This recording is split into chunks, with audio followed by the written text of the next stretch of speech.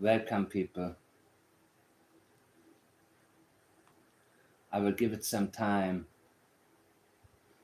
I will give it a few minutes and just have this up here while I get ready and wait for you guys to come here because I need to well, the most important thing that we gotta do today. Hi there. Hi, Nancy. Hi, Seawood. The most important thing we need to do today is good evening, Jerry Lynn and Sandra too. Wow, thank you for coming, guys. You know, I waited a long time to make this live, and I couldn't wait anymore because I have, it's, well, I'll tell you in a minute. I wait for more people. Carly Gibson, nice to have you here. Thank you for coming. You see, today I'm shocked by all of the misinformation and disinformation that I'm seeing. And it's going so far that they have stuff like this. And I'll show you right now. You know, people are making posts to claiming found safe Jack and Lily Sullivan. I mean, this is the stuff that's happening right now where they're making a joke of this all. And I haven't read any messages today from anybody because I feel like the discussions need to go back to the center and the basics. Well, I will show. You see, I want to keep this up just as an example of what people are doing. Hey there, everybody. Kali, great to see you one more time. I think that I want to get a little bit into the basics of statement analysis because it's late. And that's kind of why I wait. I like to do this when it's very, very late because I would love to also hear from all of you what it is that we should pay attention to and that we shouldn't pay attention to, because I've gotten a lot of messages earlier and some of them I looked at for a little bit and then I realized there is a lot of confusion out there right now because people are publishing all types of stuff that isn't so. And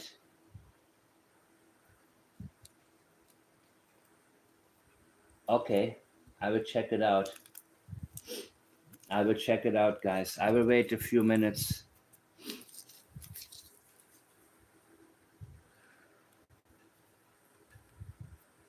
And I'm not really sure what to think about all of this.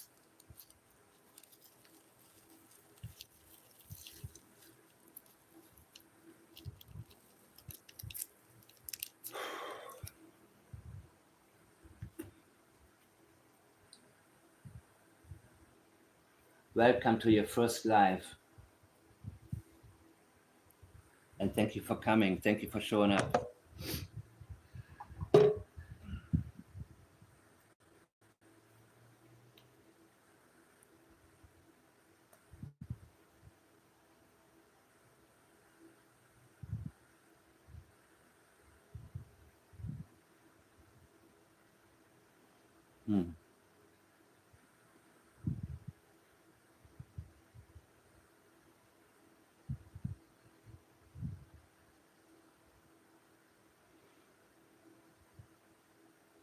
I'm looking right now to the message.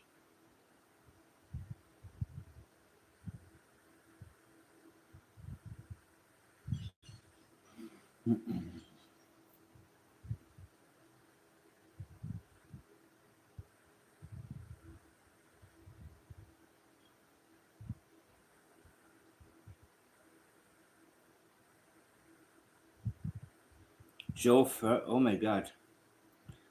Joe Ferdinand? He is Haley's brother?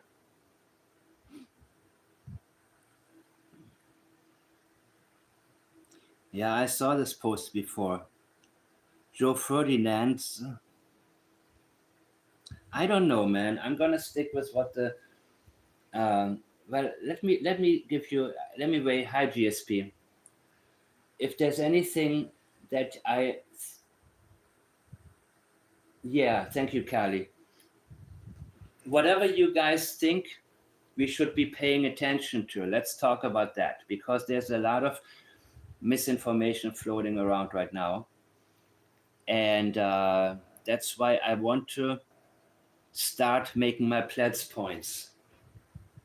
Pled's points means that these are not taught anywhere else in statement analysis courses, but these are my own conclusions that I have come to believe. And this is a big one for me, which is why I will show you something about an older case to compare to what we are dealing with right now.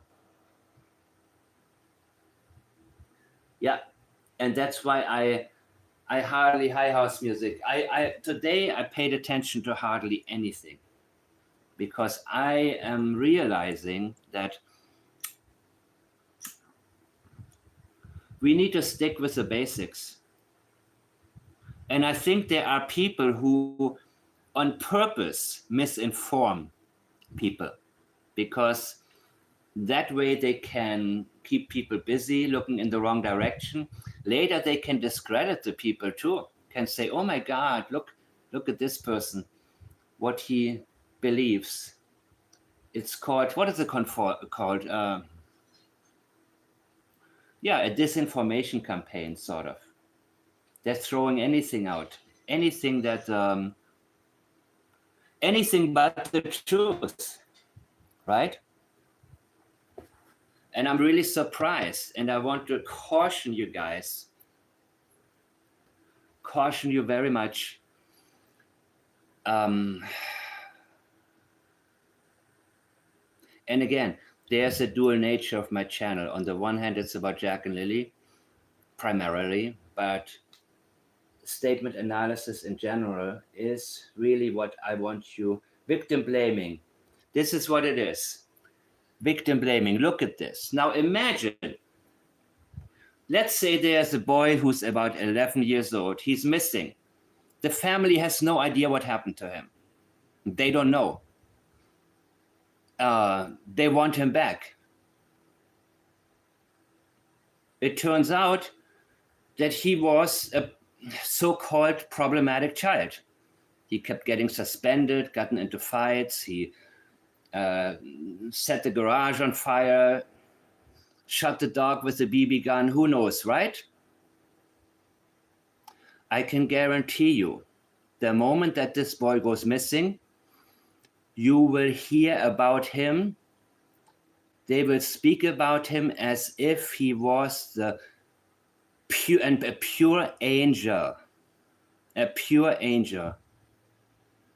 And if in that moment you brought up to his family that he may have been a problematic child, they will get upset beyond words.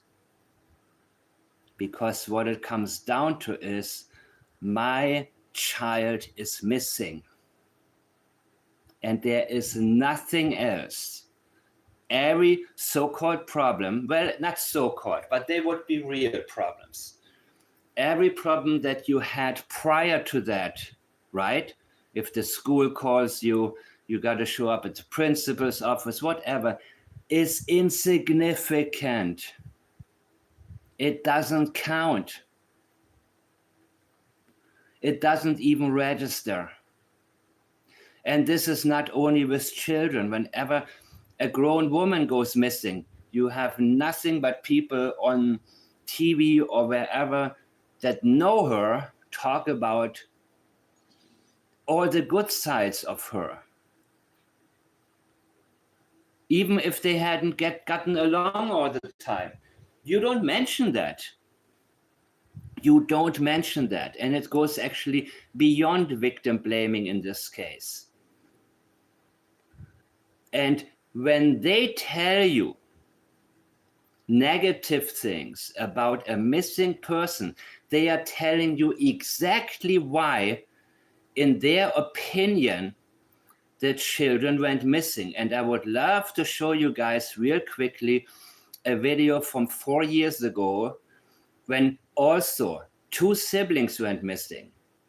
Orrin and Orson West, 2 boys in California. And the backstory is that the parents are now in prison. The adoptive parents are both doing 15 years to life. And this is a case I looked at 4 years ago only because Peter Hyatt had brought it up. And it is very, very eye-opening when you listen to the language of these people and compare some of it. Now, again, I never thought that Daniel would be free for this long. And boy, was I wrong about this one. Boy, was I wrong. Does anybody remember this case? Okay. Hey everyone, welcome back to my channel. I know we normally talk about everything related to the Chris Watts murders, but if I can bring awareness, especially to any missing child out there, I'm going to use my platform for that. I want to talk about these 2 adorable brothers that went missing on December. So when Daniel says it's 1 in a million that both siblings goes missing, give me a break, dude. It's not 1 in a million. I want you to listen to the language of the parents. That's the only thing. Anything else? Well, this was posted at a time when the public wasn't yet aware of what had taken place. Listen. That her babies are gone and that these 2 allegedly did something to her babies. So I hope you guys all have a great day and I'll talk to you soon. We just want to thank everyone in the community for all the support we've seen. We've felt so helpless. We, right? It's all about them. And the pronoun we shows that there's unity between them. It can, in an emotional situation, indicate that we are dealing with the script, guys. When a mother doesn't feel the need to tell you how she herself is feeling about the situation. Because a mother's bond to a child goes beyond anything. That's what we missed with Katie Proudfoot and a lot of these people. And this will be only 3 or 4 minutes, guys. 3 or 4 minutes. But I want you, because we know what happened to this case. We know they're both in prison now. This was 4 years ago. I want you to recognize some of the language they are using. And the first thing, I hope you guys all have a great day. What the F is that? I hope you all have a great day. And I talked to, okay, no, sorry. That was the person who's, sorry guys, strike that, Your Honor. I want to thank everyone in the community. We just want to thank everyone. That's not the same like saying thank you, everyone. We want to thank you. Okay. For all the support we've seen. We've felt so helpless. All about them. There's unity. We. And seeing everybody out here really looking and helping out really means a lot. Well, overly thanking is never a good sign.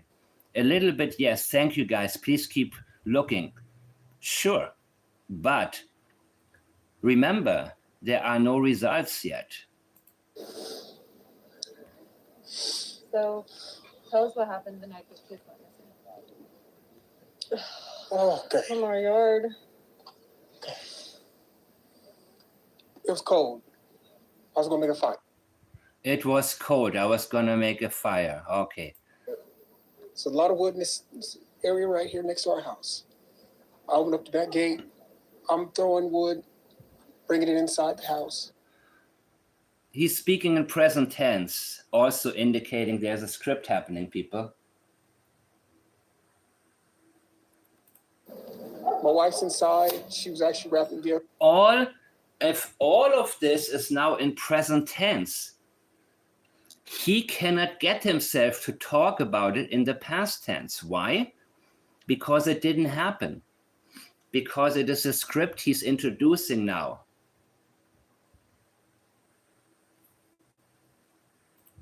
So we thought it was a good idea that they got our youngest to go outside and play with chalk on the back patio.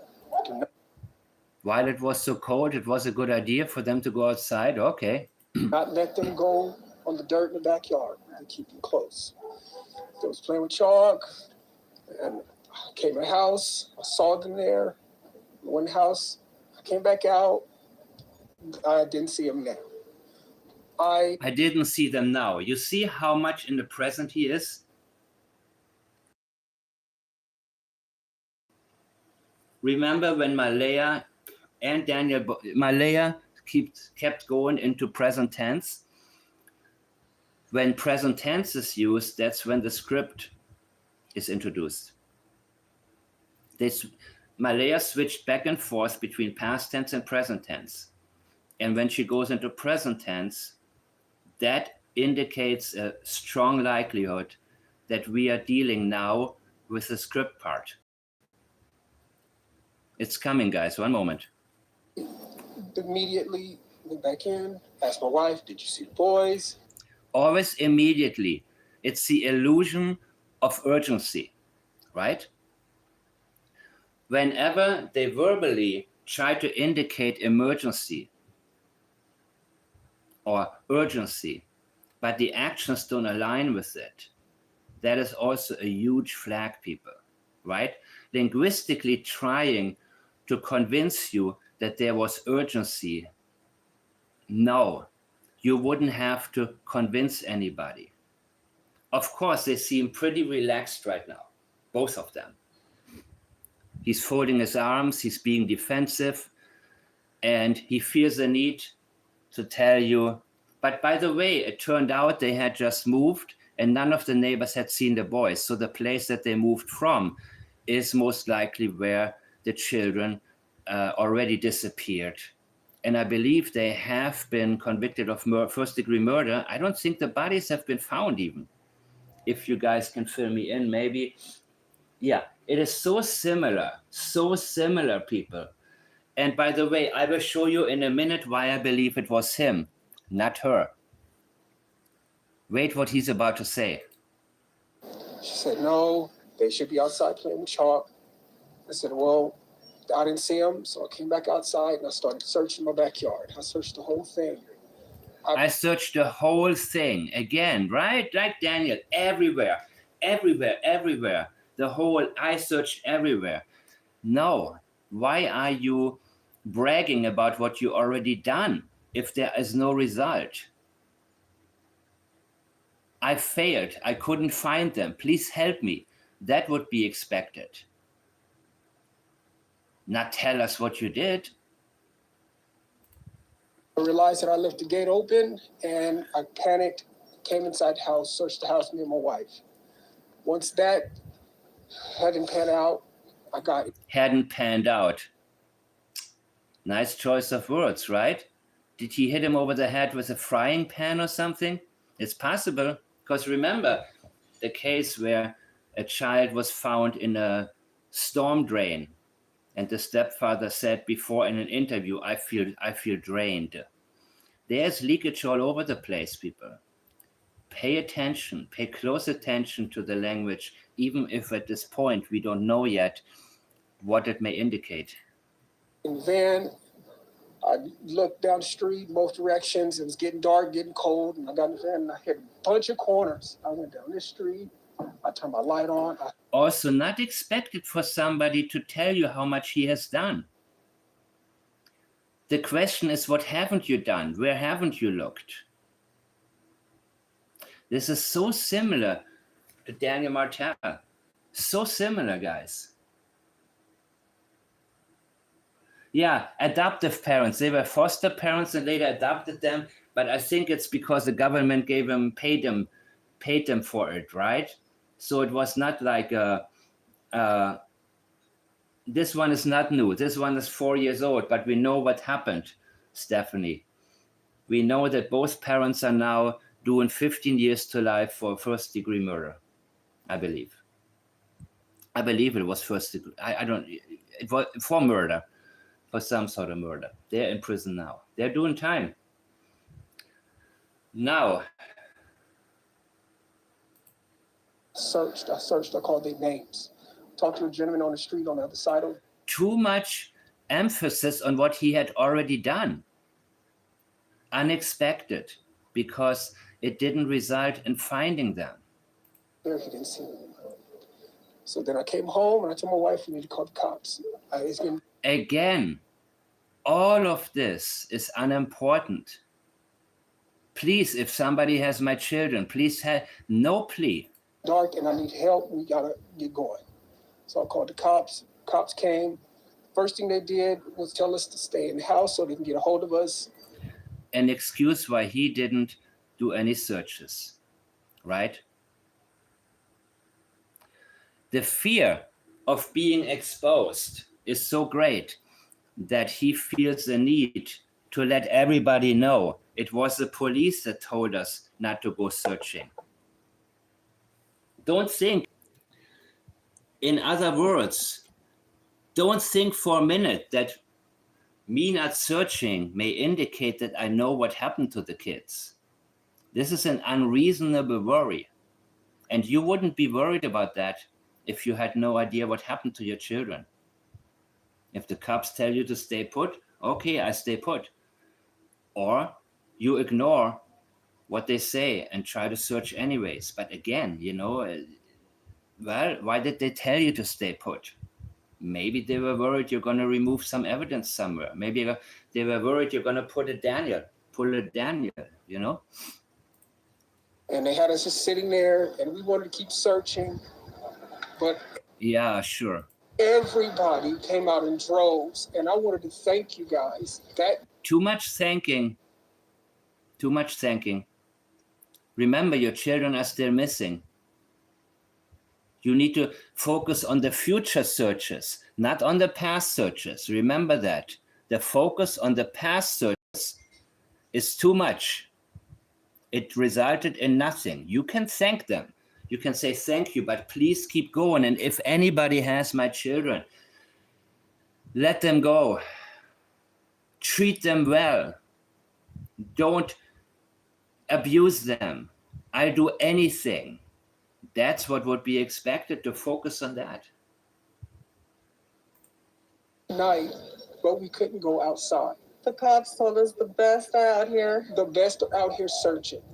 And we appreciate it. And nobody ever could tell, we could never talk to anybody. And that was the issue.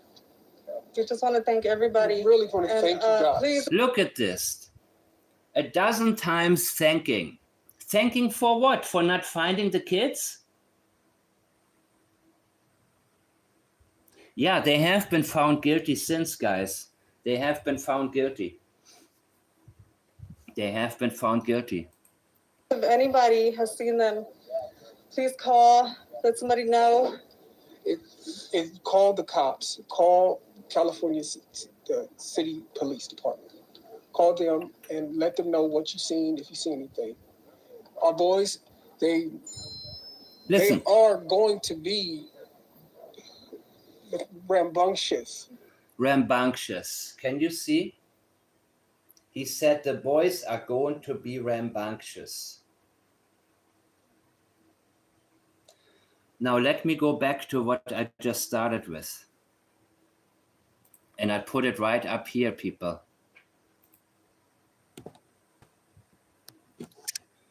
When family members of missing persons talk negatively about the missing person, they are telling you why, from their perspective, the person is missing.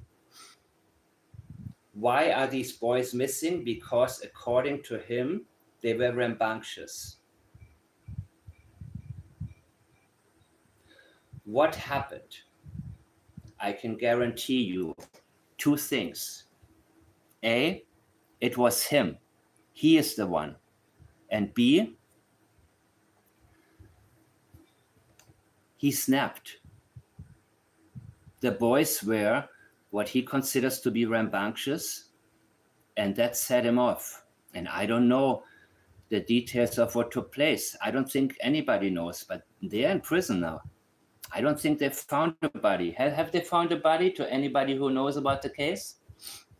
Not that I think so, but they were convicted. Both know, absolutely. This is a similar case. The language is so similar to Daniel's and Malaya's. Very similar. Many similarities, I mean. They are rambunctious. You wouldn't say that about two boys who are missing. They would be hungry, they would be cold, they would be scared, they would be all kind of things. But he is telling you what the problem was with them. It is victim shaming. Whatever he did to the kids, he did because of them being rambunctious. And I don't know, did he unalive one of them and then figured I'm going to get rid of the other one as well because there's a witness and, you know, he will tell teachers or children. But you see, let's think about what Janie said about Jack and Lilly. What one thing did Lilly say about Jack? What was her main problem with Jack? What did she say about him?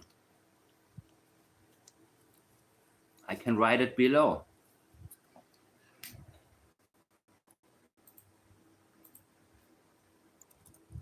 He was a curious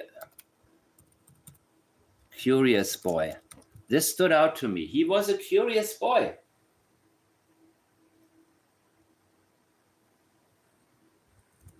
I think that what she is telling us is that what happened to Jack may have been because he kept digging around in the kitchen, rustling around, looking for stuff.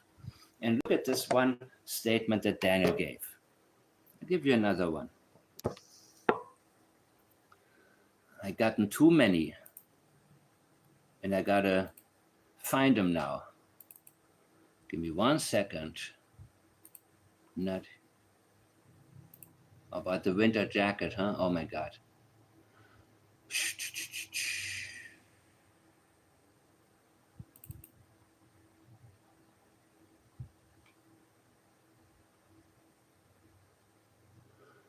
Well, Daniel tells us that they're hard to deal with. The school didn't know how to deal with Jack and Lilly, as if they're the bad ones. I don't think they have the skills, training, and experience to properly deal with Jack and Lilly. Oh, but you did? You did? Also, putting them into a bad light, showing them in a bad light, guys, that's also to be noted.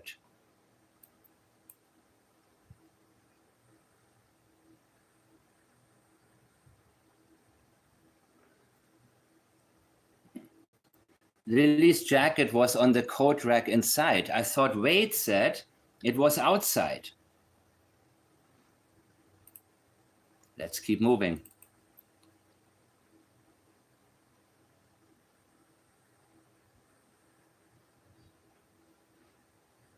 Of course, he always tries to point out Cody. Always trying to point the finger at Cody.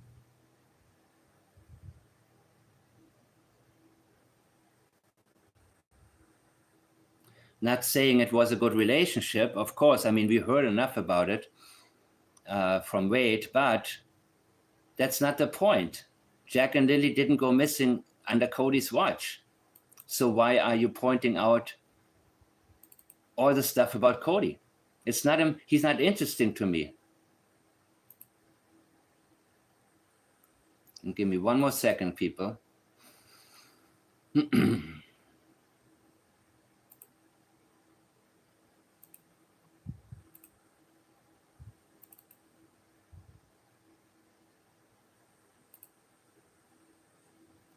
Nope, that's it. Crap. Let me go back here. I'm keeping it real general tonight because it's late. But I believe that from Janie's point of view, the reason the kids weren't missing when it came to Jack was because he was a curious little boy. That's what Janie said. He was a curious boy. And I do believe there's a very strong likelihood that in the kitchen he may have gotten into something, and that it was an accident in his case. Something happened. I don't know what. Something happened that had to do with rustling and all of these things. And what was wrong with Lilly, according to Janie?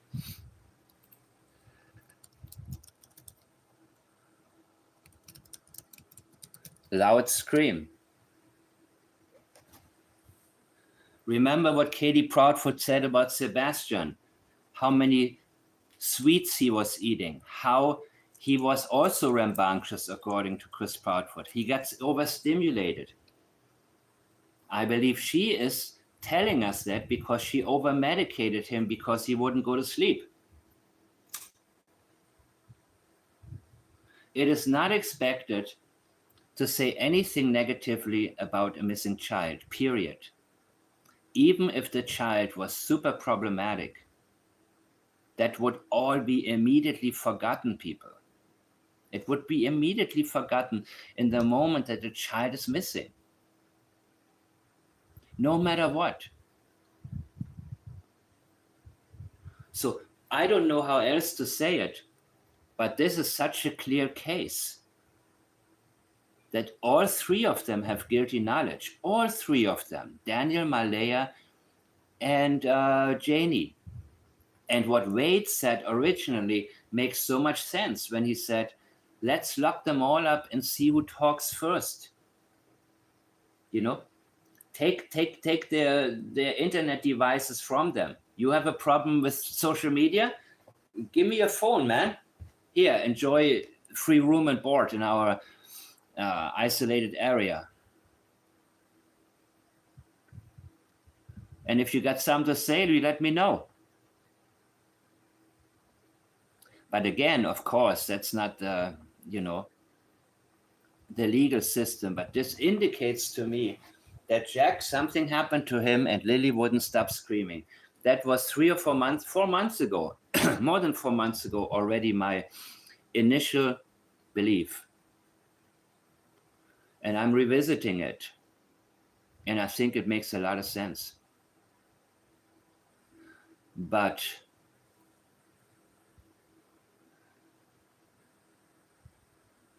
yeah. And all night raking the driveway. I mean, this is one of those cases I don't even want to talk about anymore because it is so obvious. But unfortunately, it's just as obvious to me, that nothing is going to happen. You know what I mean?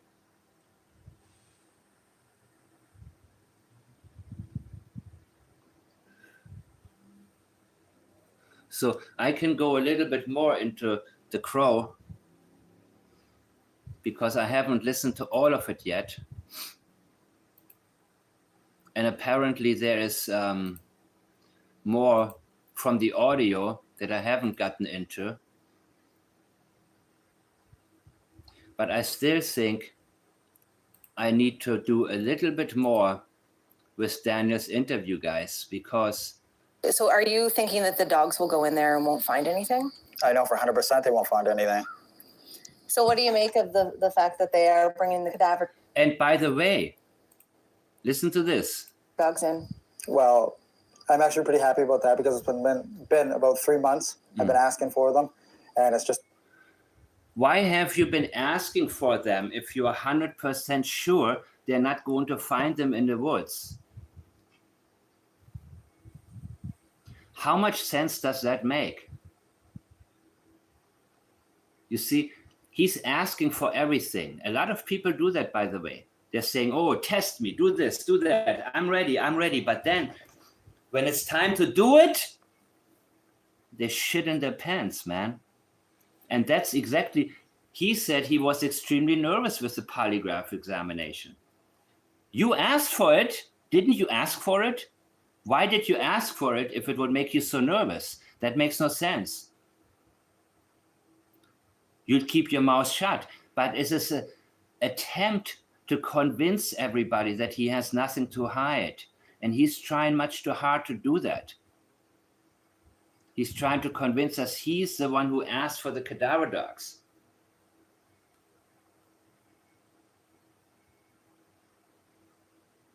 Really? Oh, by the way, they're not going to find anything. So why are you asking for them? Been delayed, I guess, till now. But I know things take time and dogs are hard to get. So So he's already making excuses for why they're not going to find anything, or why it's a waste of time.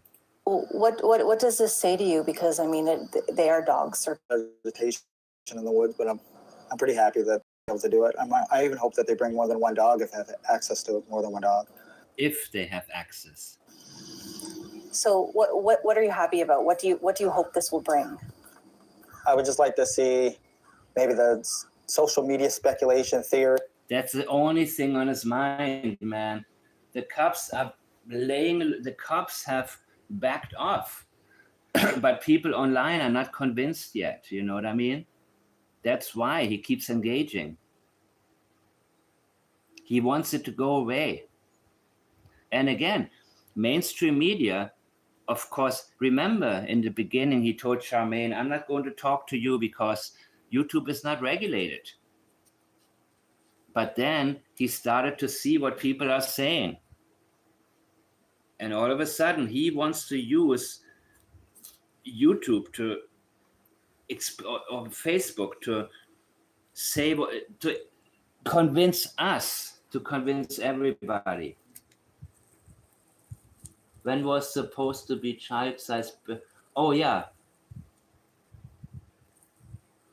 So that's the other thing. What happened to Lilly? I believe something happened to Jack in the kitchen.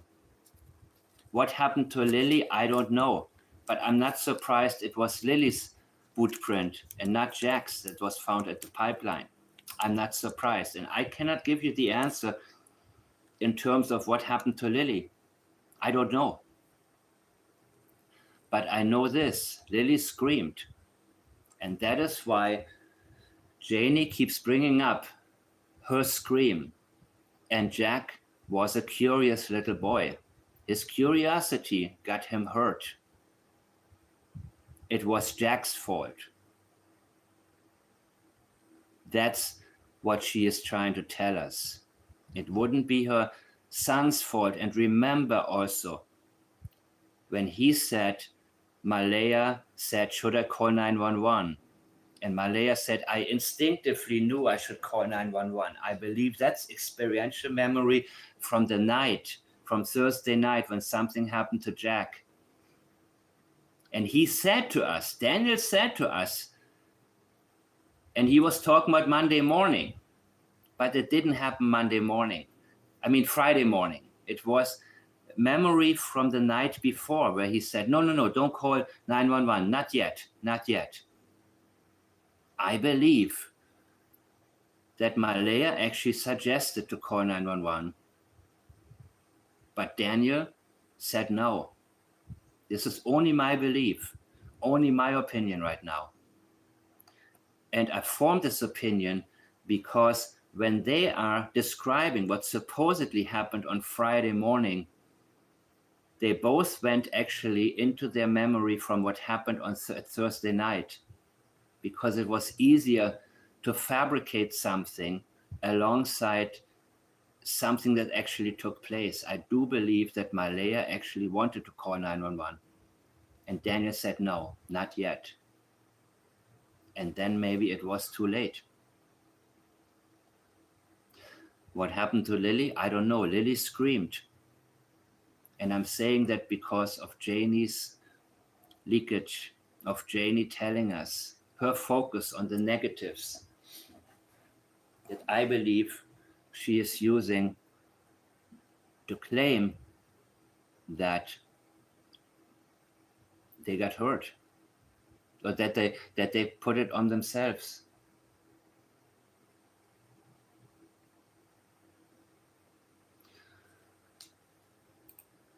And accusations, maybe they're not going to stop, but slow down. because at this point they're getting. I think there's more from Janie that we haven't listened to. And I think this is from Lynchy, where she put together all of these audios. Hands. Now, as far as Ken is saying about sticking in bogs 10 feet deep, no, that's not true. There is no such things as the bogs around here. And as far as Steve Who is she talking about? Kent? and one sister, they have grown up in this area. We know this area like the back of our hands. Now, as far as Ken is saying about sticking in bogs 10 feet deep, no, that's not true. There is no such things as the bogs around here. And as far as Steve Cliffs goes, as far as I know, and my brothers have searched this property, searched all around here. The only big cliff on this property is just up back of my house here, and it has been searched.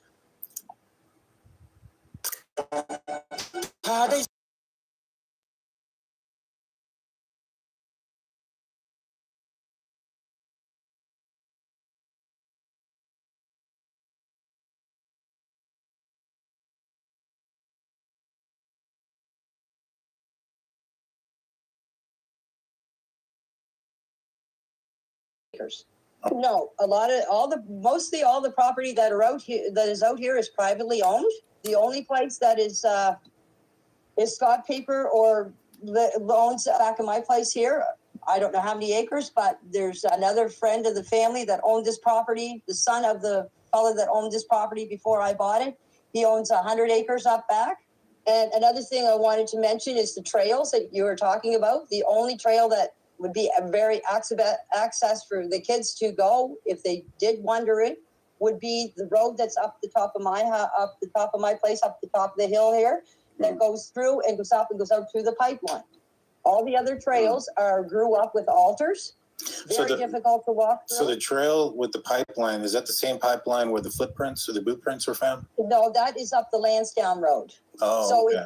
if you leave my place, okay, come out of my driveway and turn right and go up the road and you pass the tracks, and then you go to your right again up the dirt road, the Lansdowne Road, and you go up there. The pipeline that their tracks were found on was up there on your left-hand side.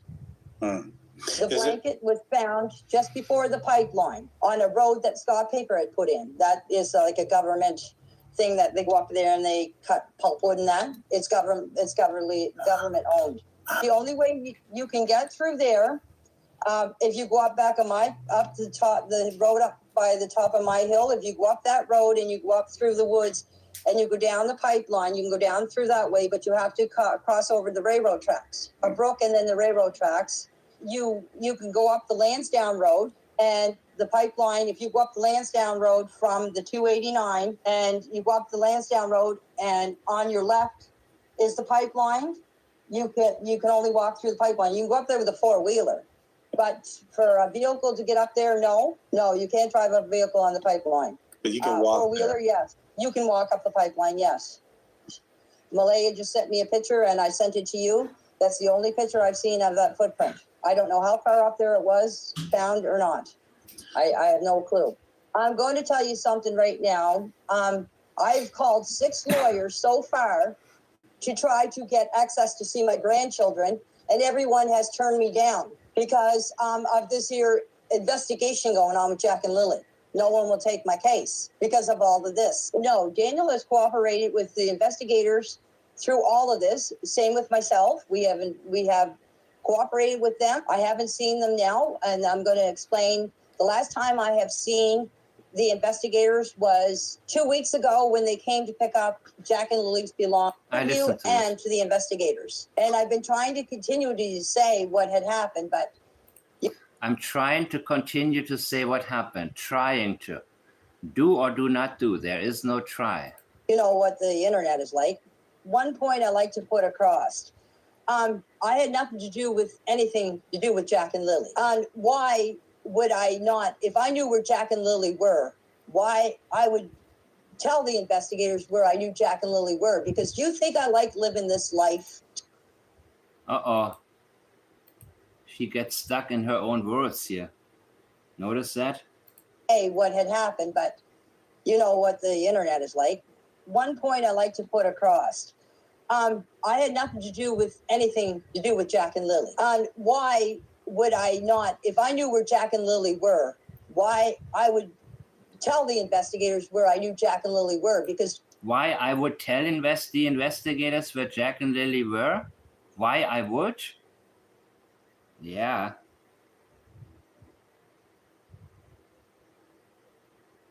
do you think I like living this life? Do you think I like all these accusations and all these rumors going on? I do not like it. Nobody would like it. I really hope Jack and Lilly are found. And when they are found, I hope they go to a good home. I really do. And in my heart, I believe Jack and Lilly are still, he is cooperating 100% with the investigators. As you said, a little things get screwed up when things are asked. But you just got to remember, how many times have we been asked these same questions over and over and over again? And it doesn't seem to matter. We answer the questions, but still people don't listen. Like, as I'm going to mention, like the neighbor saying that he heard a 5-speed car. We did not hear no 5-speed car. We did not hear no 5-speed car. Is that reliable? Is that reliable? What's up with this pronoun? Why are you speaking for others? That indicates script, telling us what Malaya and Daniel heard or didn't hear. That's not for you to tell us. What you're being asked is what you heard. A reliable denial requires the pronoun I. It means I am present within this statement. I am committed to what I am saying right now. If you say, I didn't hear a car, I didn't hear a 5-speed, that would be more reliable. Not we. That indicates unity within the statement. Did you ask Daniel? Did you ask? Well, I believe the neighbor. But I'm pointing out right now that there is a difference between saying we and I. It's a lot easier to say we when you're lying than actually linguistically committing by saying I. About having a party that Thursday night. We had no. The party thing is already over with. She's sidetracking with an allegation that was false. The neighbor assumed there was a party because he knows what Daniel is up to. And maybe he's up to similar things. I don't know what his hobbies are. I don't know why he's out there all night long working on his car. You know what I mean? There's a reason he doesn't want to, his name known, and who knows? I mean, I'm not saying that. I believe he's reliable in terms of having told us that he heard a 5-speed car. I do believe that, right? The rumor started in the beginning by maybe his assumption. Maybe he said, oh, they're having a rock party because I heard cars coming in and out. And then maybe later he said, well, I heard a 5-speed every single time. It could have been the same car, actually, off and on. But I do believe his assumption was in the beginning there was a rock party because he had no idea what was going on. He just knew there's a lot of traffic in and out, and he maybe figured, I know what they're like. I know what Daniel is like. So that was his assumption. That's why it's so important at all times to only have people tell you what actually they heard, what they have seen, not what they assume, right? So his interpretation was incorrect. But I do believe that what he heard, and when he had time to think, what did you really hear? Was it a bunch of cars? Was it just one car? I believe him. And I don't care how many times they try to deny it. They don't do it reliably. And what happened with the car? Daniel, remember what he said? This is the pattern of lying, guys. We know now the car was towed, right? So let's visit this again. Let's look at his statement. It's pretty much an indicator. It indicates to us how he tells something that is not true. technically you're correct when you're using plural. You see? It's good to see how somebody is telling us something that is not correct, because then we know what to look for.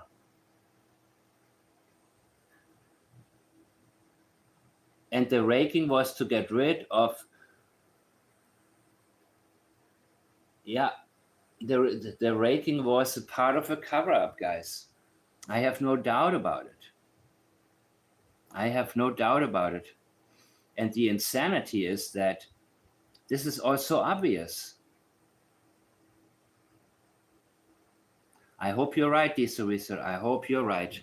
I hope you're correct.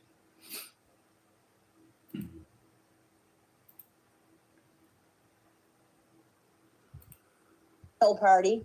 I would never allow that on my property. I would never allow that on my property. Well, okay. Do you want to know the truth? Yeah. None of my Duh. What do you mean, do you want to know the truth? What you think, why you think we are interested? You think we want you to keep, you see? Do you want to know the truth all of a sudden? No, we want you to keep lying to us. This also indicates that we haven't received the truth yet. Do you want to know the truth? I thought you've been giving us the truth. Let's see what you're going to tell us. friends ever come out here to visit me. And another thing too, in the last 2 years since Malay and Daniel been living in my trailer, the only ones that ever came to visit on this property when they lived here was Cindy and Wade, and they only came about 5 times. Cindy and Wade never came to any of Jack and Lily's birthday parties. And what is important about that? Wade told us there's bad energy. He doesn't like it over there. Patty and Hayden have been here because, well, Patty came first by herself, but since Patty got sick, Hayden has been driving her. And they came to Jack and Lily's birthday parties all the time. But as far as anybody else visiting, no, nobody's. Yeah, I mean, I wouldn't want to have visitors either if I lived there, you know what I mean? But you see, exactly. I doubt that they invited anybody over because we know the condition, the inside of the trailer was, what it was like. So why would they invite anybody over? Hey, let me show you the shithole I moved into. I mean, what is she trying to say? Ever come here to visit Malaya since she's been here. It was 2 years in August since they moved in here. At first, really, she had, well, her situation with her grandmother, I don't know what happened there. But the thing is they called me on a Monday, and Daniel called me on a Monday and asked me if they could move into the trailer. And I said, yes. I said, when are you moving? And he said, we don't know yet. And the next thing I know, they were moving in on that. I think the grandmother was really sick of Daniel. That's what I'm thinking. I'm thinking that she saw something in Daniel or in the relationship with Daniel that, potentially. I mean, there's a reason that Daniel stayed in the car when Malaya did laundry, right? Right? That's the same grandma, right? You're trashing Cindy Murray. Why don't you trash the grandma? Oh, because once in a while she gave you money. Right?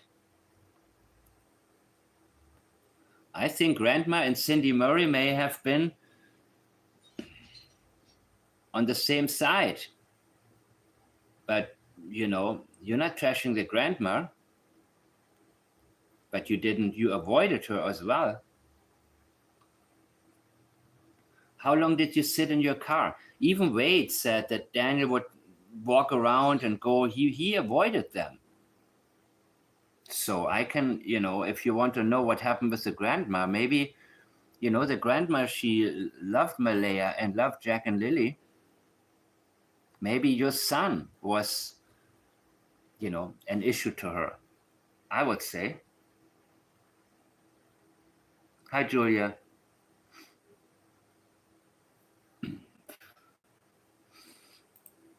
That Friday. So I had 4 days to find somewhere to live. I heard from a source that she was planning on leaving Daniel 2 weeks prior to before this happened. Yeah, there we go. There we go. I think Grandma said, "What the hell are you doing with him?" Was happy when she first came here because she had a place to live. They had a place to live rent free. Rent free, people. The only thing they had to do was pay the power bill. So, but after I asked them how long they were going to stay, and they said till after Meadow was born, the baby was born, and they said it was only temporary. 2 years later, they were still here. So if she didn't want to be here, she could have left anytime she wanted to. Nobody. Yeah, I mean, you see, we only, and listen to this, guys. Remember the last time we heard the other grandmother of Malaya say, Malaya told her that Daniel held her down and took her phone away. And I believe that's why that was the one thing she admitted to when Sunny asked her, because that cat was out of the bag already. So she admitted to that one, but what preceded it? What happened before that Malaya finally got to the point where she said, I'm calling my mom now? Even though she had been given the offer, they tried to help her get away from him. There's so much more, people. This is just the tip of the iceberg. You know, that's what she admitted to. So was it easy for her to leave? Well, I would say to most women it would have been, but looking at who Malaya is, looking at her pattern, I would say to her it was not, for whatever reason. You know what I mean? I'm sure that psychologists will write a 20-page paper about why Malaya was not mentally able to easily leave. You know what I mean? I'm pretty sure there's a story under what we see. Absolutely. That's just a symptom that she wanted to leave. And what do you mean? I mean, he held her down, took the phone back, and then he apologized all the time. I'm sorry, baby. Oh my God, I'm going to change. And we're going to have a great life together. And yeah, come on, man. I mean, I heard these stories so much, you know. So for whatever reason, even if you listening are a strong woman who says, what the hell is going on with this girl? Well, we need to accept things at face value and realize that this is who Malaya is. She didn't protect her children. She didn't stand up for herself. She finally had a breakdown. She wanted to leave and changed her mind. She wanted to leave and he made sure she wouldn't. It's just a cycle of BS. That's just a cycle she was in, man. So we don't have to understand it in order to accept it as how it is, you know? And then when Jack and Lily went missing, yeah, all of a sudden she was able to move out because this time her mother and Haley, right? Haley, okay, Haley and all of them said, you know what? Now is the time. Police was there. So Daniel had to stand back and it blew him away. By the way, if there's anything new coming out today that I didn't pay attention to yet, feel free to let me know. But I gotten so many things that it seems to me now everybody's moving away from the facts and discussing things that are not directly related to the case, more about people surrounding the case. And yeah, we need to do all of that as well. I mean, we need to look at whatever is happening in terms of, you know, but look, man, she could have left anytime she wanted. Yeah, you would have left, Janie, if you were in the situation. I agree. But for some reason, Malaya did not. He was holding her back. Well, Nobody was holding her back except your son. in many different ways, right? So don't try to make it sound like she enjoyed her stay over there, rent free. Okay, I got it. Rent free. Got you. But, how much rent would the place be worth anyways? So, She didn't have any problem leaving Patty's house, and Daniel lived there with them. why did they leave? Something happened, right? I believe what happened was that Patty maybe didn't like Daniel. And Daniel said, okay, let's move in with my mom. Let's move in there. We can stay there for now, temporary, until we find something better. You know what I mean? I believe Patty kicked him out, and Malaya left with him. Yeah. That's the reason. I see no other. She wouldn't have had any problem leaving here, and Daniel lived with her here. As we go Yeah, sure. into October, how does the landscape change? Just the leaves fall. The landscape doesn't change at all. The leaves just fall off the trees. Can you see further? No, not really. Because when we had that there, whenever we had that floor, I forget. The storm, it's been the same way. It hasn't changed any at all. And as I said, 1 second, guys. I'll be right back.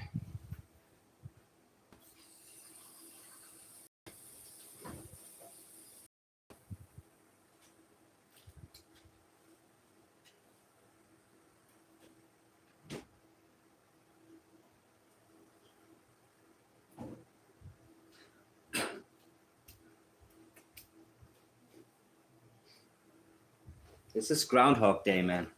That's exactly what it is. when we used to take the kids for walks, Daniel and I, we used to take the grandchildren and for walks, and I'd end up carrying Jack. The grandchildren. So they didn't do anything for Jack and Lily, but Jack and Lily came along. They did it for the grandchildren. Everything that they did for their grandchildren, for her grandchildren. Yes, coffee time.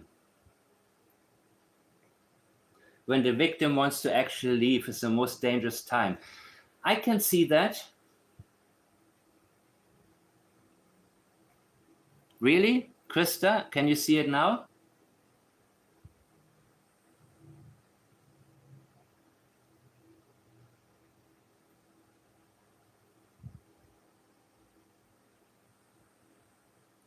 Yeah, I mean, the problem was Daniel, man. The Patty, I mean, he is the one who sat outside the whole time when she was doing laundry. But again, Shalom, Danielle. She wants to twist it and she wants to turn it. And everything, listen to this. Woods, because he wouldn't walk because it's that bad. Like, I mean, as I said, all the trails here are either blowing down or they grew up. Like, these trails haven't been used out here in years. So the only trail that's normally used is the old road up the top of the hill here to the pipeline is the only one that's used. It's the same pipeline, but it's cut in half. It's cut in half because of the Lansdowne Road. Like, you can go up back of my house to the pipeline, you cross the railroad tracks, and then you cross the Lansdowne Road, and then you go back on the pipeline again. Well, the pipeline is all open. Like, I mean, it's an open space. Like, I mean, they keep it trimmed. It's quite a walk. That's quite a walk for two kids through the woods, and I'm a grown-up, and it takes me quite a while to walk from here to my brother's house. As I said, I'm an adult, and it takes me quite a while to walk. Even if I went through the trail, it's going to take me quite a while to walk through a trail. It's a mile and a half from my door to my brother's door. A mile and a half. No, because no, it's less. Jack always stopped to look for bugs, even out here in the yard when the other kids wanted to play with him. He was too busy looking for bugs. And again, this also has a negative undertone. He was too busy looking for bugs, even when the other kids wanted to play with him. This is also not expected. What's expected? Help us find these sweet children. Even if you didn't always like what they were doing. When a child goes missing, a child becomes an angel. When a grown-up gets missing, the friends or even co-workers who didn't always get along will talk about how wonderful the person was. In front of a camera and even off camera too. That's what's expected. Anything negative is a form of victim shaming. And it needs to be noted. It cannot be underestimated. Hi, Danik.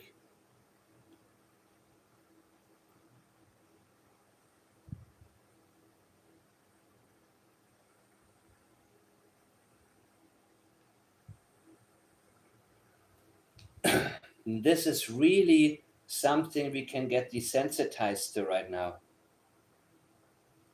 But always remember how she's talking about Jack. And she has a big problem with Jack, a very big problem. So that, in my opinion, is her trying to justify how Daniel has treated him. That she again and again wants to point out anything that people listening may view as negative. Almost like she's trying to convince us not to like him. Because she's worried about something more that's going to come out.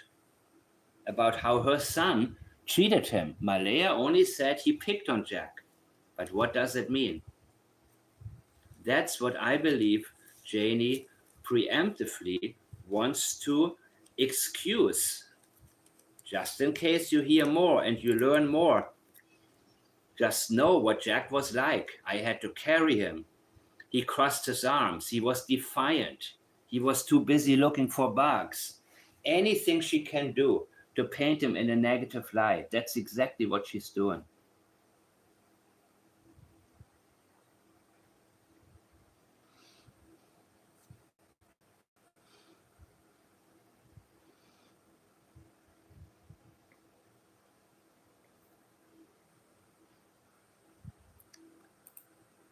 Would he chase something? He doesn't even bother with my cats. Just bugs. That's all he was interested in. And what about He would flying turn up bugs?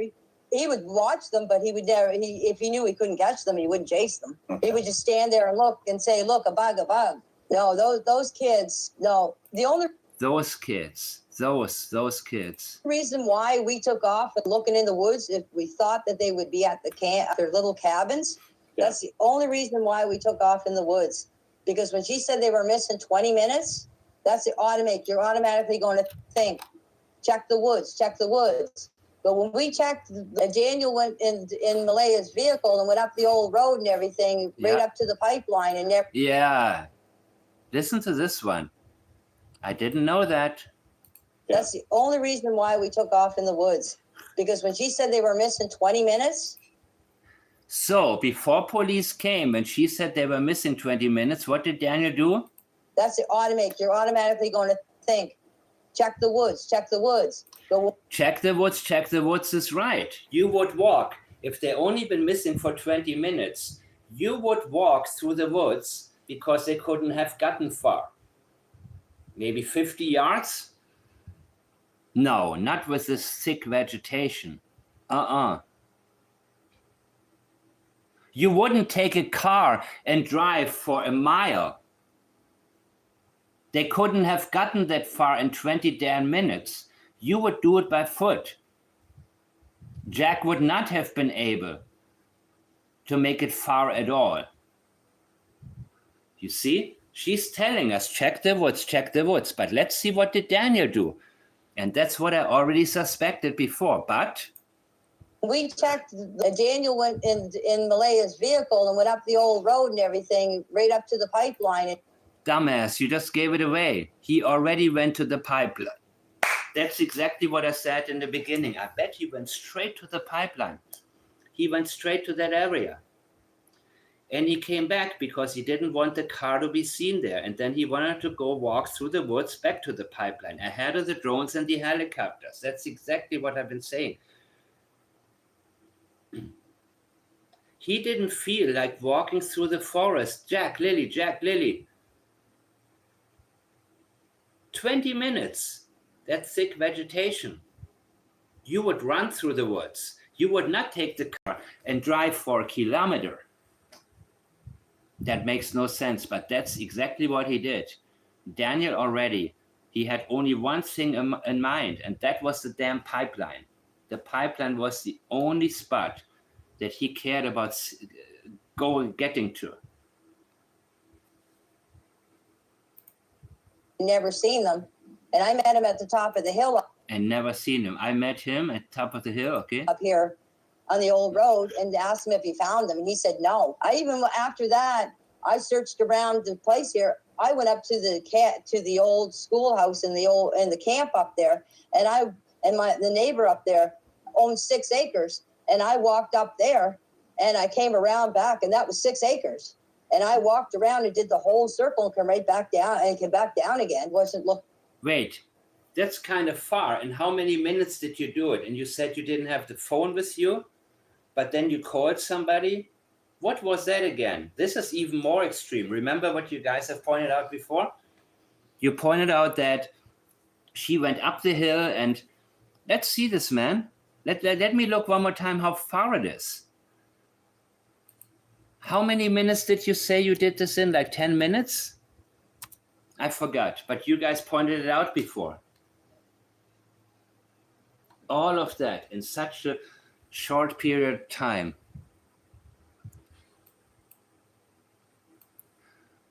You see, we said before, according to Chalsa, this is where Justin parked. This is where they live. This would be 300 yards. How many minutes did you have? You said you didn't have the phone with you, right? Right? But you made calls? Whom did you call? I forgot the exact details, but you guys said something that she only had about 10 minutes to do all that. Right, but this is where the old cabin is. That would be 300 yards right here, guys. Remember that? Because Justin parked his car right here, which was strange because he walked 300 yards. So Janie is telling us that she walked that far and came back in what, in 10 minutes? This makes even less sense now that she doubles down on this nonsense, that she gets more into detail. This sounds pretty damn impossible. So that's what happens when you don't tell the truth or when you're being deceptive. You have nowhere else to go. You have nowhere left to go if you want to continue speaking. You can backtrack from your previous statement, or you can get deeper and deeper and deeper into your lie and make it more obvious, which is what she's been doing now.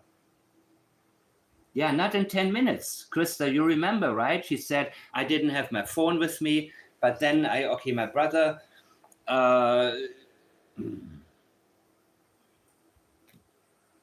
remember the old statements, guys. Now it's even easier to pinpoint things. And I know this is not going to necessarily do anything because I don't think there's a desire to solve a case, but still, I think it's very important for us to know, regardless of the outcome.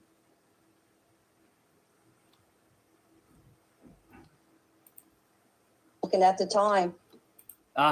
Wasn't looking at the time. That's sensitive right now.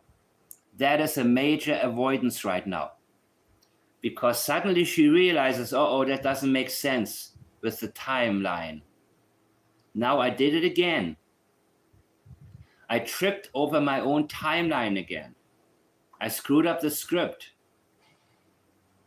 Hard-headed Janie once again needed to freestyle. They had a script down. She didn't like a script. She wants her own script. That's how she is. You may call it narcissism, whatever you want to call it. Feel free to do that. She wants her way, even though they agreed on a script with Darren and Daniel. You know, she supposedly heard a shush, all of that. I believe they all agreed on it. But she changed her mind, saying, no, this makes no sense. I don't go. You let me do what I gotta do. She don't want to be told what to do. She likes to tell people what to do, but being told what to do is something that she is allergic to, man. Even if it's been agreed on. And I mean, what else option do you have, Janie? There are only so many lies you can tell. At least tell the same lies like the others do. If you are interested in keeping things, you know, on the down low. Still, she wants to come up with her own storyline that completely contradicts the timelines from Daniel and Malaya. So she is absolutely, she needs to be in control, absolutely. Daniel is a control freak, learned from his mother, yeah. Well, the one thing Daniel cannot control is his mother. So he wants a woman he can control, right? Makes sense? I think so. You know?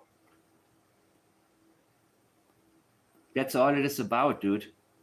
It's all it is about. And these kids were on the receiving end. It's a very good picture, yeah.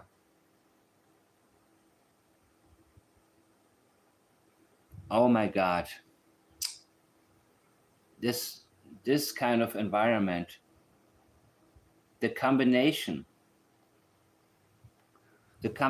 of a mother who doesn't care, a chaotic stepfather, and a step grandmother. I don't even want to call her that, a landlady that just gets into your business about everything all the time. About, you know, I mean, what is there to do for a kid? I don't know what I would have done. Maybe I would have dug for worms, but I didn't like worms, but maybe I would, you know, what's there to do for a child? They're kind of stuck there.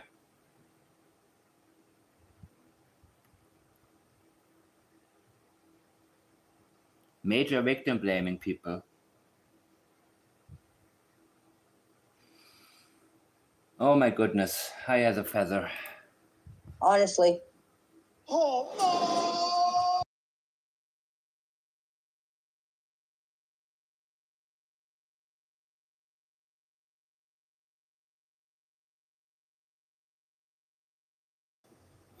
As I said, like we have no phone reception out here at all. What? No phone reception at all?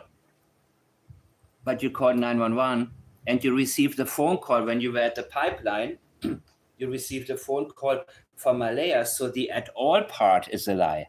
At all is a lie. Period. That is highly deceptive. You may say we have bad reception, or sometimes we don't have reception, or you may say these things. But to say at all? Okay, got it, Krista. Okay, yeah. But she got a phone call from Malaya when she was at the pipeline. She told us Malaya tried to call her. And 2 hours later, Malaya called finally back. And she talked to her. And Malaya told her, come here. I don't want to say it over the phone. And the call from her brother Ron, absolutely. So this is it. Man, I don't understand these people who are, yes, exactly, a balance. That's it. Never at all. All of these absolute, yeah, all of these absolutes, guys. No, there is a need to convince. It indicates that we are being sold a script right now. And it is very obvious. I mean, both Sebastian Rogers are among the most obvious cases that are there. And JonBenet Ramsey too. but you know, I mean, I'm getting desensitized to it. And I see you guys saying justice for Jack and Lilly, and I'm thinking, wow, I hope so. But, you know, this is a cold case in the making, man. If they are protecting them and redacting the significant parts about the CPS issues. I can get phone reception up here at the Lansdowne Road up here at my mailbox. But anywhere else on this property, the only place you get reception going towards town is at the New Larry Cemetery Road. Is where we get our next cell service signal.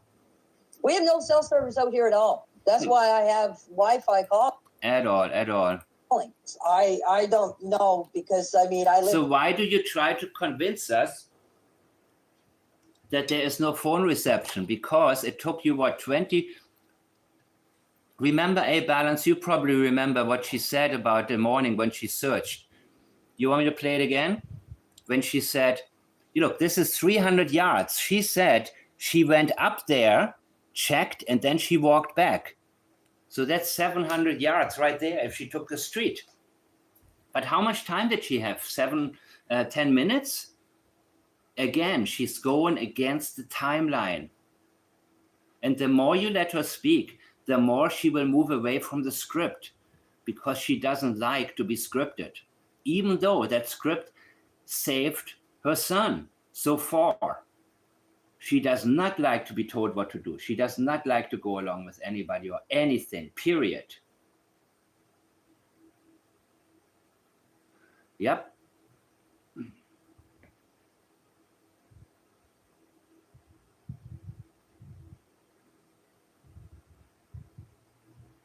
Yep, but the problem is that she feels the need to tell us she had no reception at all. So if you have Wi-Fi calling and it works, then you wouldn't need to tell us something like that, because it's insignificant. When they tell us something that is not important, we need to ask ourselves, why are they saying that? And that's exactly where Justin was parked. He parked his car here and walked 300 yards with Daniel together. That's what Belinda said. That's why Justin's car is interesting to me.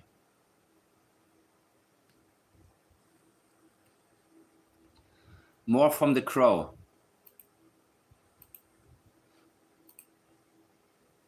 Almost done. Lived out here for 26 years and never had no cell service, so I don't know. I mean, before I got Starlink here, I had Florinet. And so why do you need to tell us you had no reception at all? It's not important.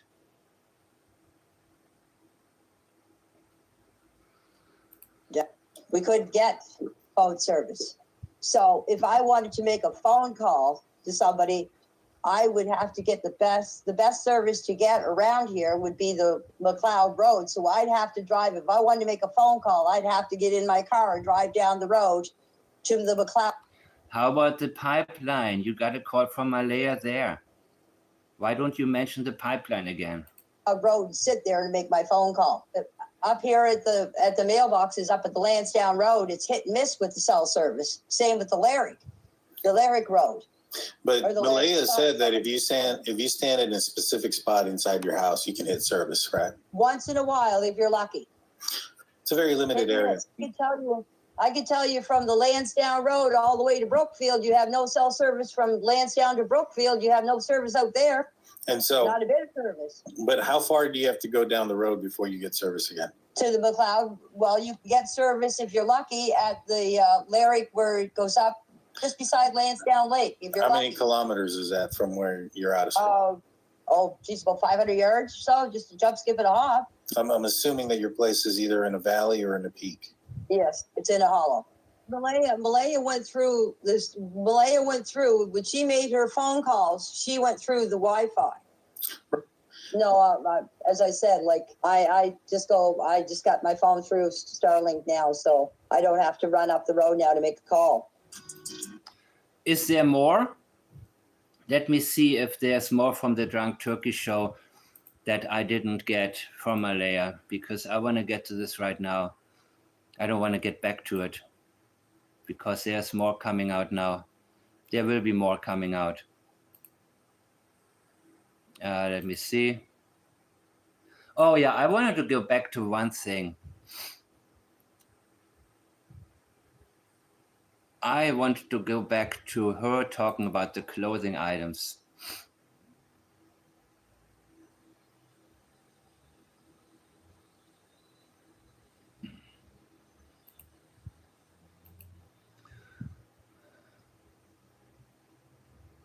But that's a different pipeline than the boots, right?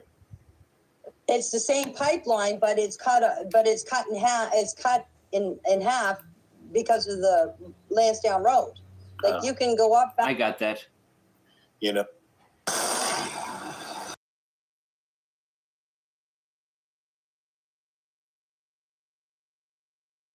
And be able to tell that, hey, that person was probably in these dark areas that are relatively close to the home. And these are the people that we need to go and talk to. And so that's kind of what's telling me that they probably wandered off. What? I mean, before I got. Oh my God, dude. What can I say? Before I got Starlink here, I had Florida, and we couldn't get phone service. So if I wanted to make a phone call to somebody, I would have to get the best service to get around here would be the McLeod Road. So I'd have to drive if I wanted. Drugs, you know, especially if it's like meth and stuff, that has to be cooked. There's chemicals and there's a bunch of. Yeah, your expertise is not welcome right now. Don't care. Don't care, dudes. I heard earlier. So are you thinking that the dogs? I heard A Balance earlier, and he pointed out a few things that I have not paid enough attention to, because why, if you're 100% sure that the dogs will not find anything, why would you want the dogs there? What is so important about it? By the way, is there anything new that came out today that I missed, guys? Anything that's reliable? Any new statement? Anything? Possibly wander into the woods. Well, with the amount of resources that were used, and I mean, for everything from drones to helicopters to classified technology and all the searchers on the ground, I mean, searchers on bicycles, they did everything. On the pipeline, they took in ATVs and Argos and side by. Should I play the Orson and Oren adoptive parents again for the people who just came in, so we can compare it to what Daniel said? I want to do this one more time. I want to get back to that real quick, guys, because the parents have been arrested for murder, or that they have been sentenced already, even though I think the bodies have not yet been found. Okay. I open up the back gate. I'm throwing wood, bringing it inside the house. My wife's inside. This is about Oren and Orson West, the two boys that went missing in California. It's 4 years ago. Since then, both of these people have been convicted and sentenced to 15 years to life. And this is when they, pretend that the kids had just disappeared. In reality, they had just moved. And it seems like the city where they lived before, the kids were already unalived. And the language that this guy is using is very similar to what Daniel has been saying. Listen. She was actually wrapping gifts, so we thought it was a good idea that our youngest two go outside and play with chalk on the back patio. Do not let them go on the dirt in the backyard and keep them close. They was playing with chalk, and I came to the house. I saw them there. In one house, I came back out. I didn't see them there. I immediately went back in, asked my wife, "Did you see the boys?" She said, "No, they should be outside." over-explaining the insignificant. Over-explaining. Where are the children? That's supposed to be your focus, not what you did, not the past, the future. That's supposed to be the only thing that's important. Not telling us how much you have done. That indicates that's too much effort, people. Even when Daniel trying to explain, I did everything. No. You're supposed to focus on what you haven't covered yet. I played with chalk. I said, well, I didn't see him, so I came back outside and I started searching my backyard. I searched the whole thing. The whole thing. Everything. The whole thing. Yeah, they were prosecuted. They're in the slammer now. Right. He's trying to convince us how the boys left the backyard voluntarily, which they did not. Well,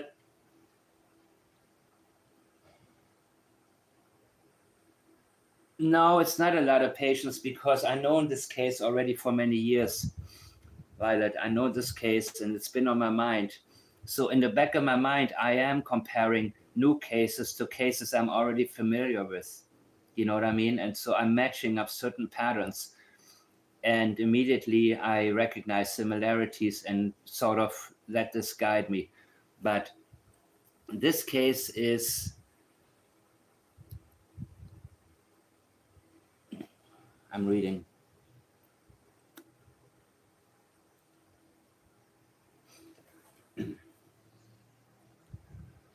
Yep, exactly. The sliding door and the gate. Absolutely. They want to explain to us how the kids left, because they didn't. They want to over-explain the steps that the child must have taken to leave. The children must have taken to leave on their own, to mask the fact that it was them. And victim shaming, again, it's going to come up in a minute, where he's going to say something very important. I said I left the gate open and I panicked, came inside the house, searched the house. I panicked. That's also not expected, guys. That's a given. Your children are gone. Of course you're going to panic. It is not expected for somebody to say, again, I felt like this, and then I panicked, and this, and this, and this. Your feelings, that doesn't matter. The result, where are the kids? That's me and my wife. Faking emotion that he doesn't have. That's what he is doing. The emotion he cannot display, he is trying to verbalize. Once that hadn't panned out. Listen, guys, I don't know how it all happened, but panned, even these words stand out. That can be leakage. Did he hit them with a frying pan? I don't know. Got in the van. And mind you, these were two boys. Daniel said it's 1 in a million that two siblings disappear. Well, not really, dude. They both disappeared. And listen, he is about to tell us why they disappeared. When they talk negatively about a missing child, they're telling you exactly why the child is missing. And in the case of Jack and Lilly, Janie told us he was a curious little boy. That indicates to me a likelihood that maybe he gotten into something in the kitchen. I will look up these screenshots more and more. What did Daniel say? He talked a lot about the kitchen. There's so much. In the beginning, he said Jack was out in the kitchen, I suppose. And when he said Jack was out, I immediately said Jack was hurt. He was hurt first. Always the kitchen area. No, Jack's quiet when he's grabbing food or doing things. Or doing what things?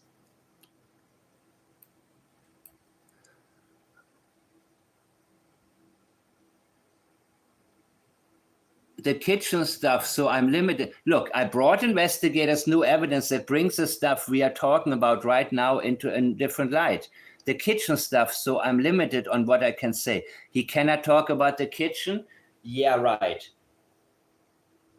Again, major avoidance. What happened in the kitchen, Daniel?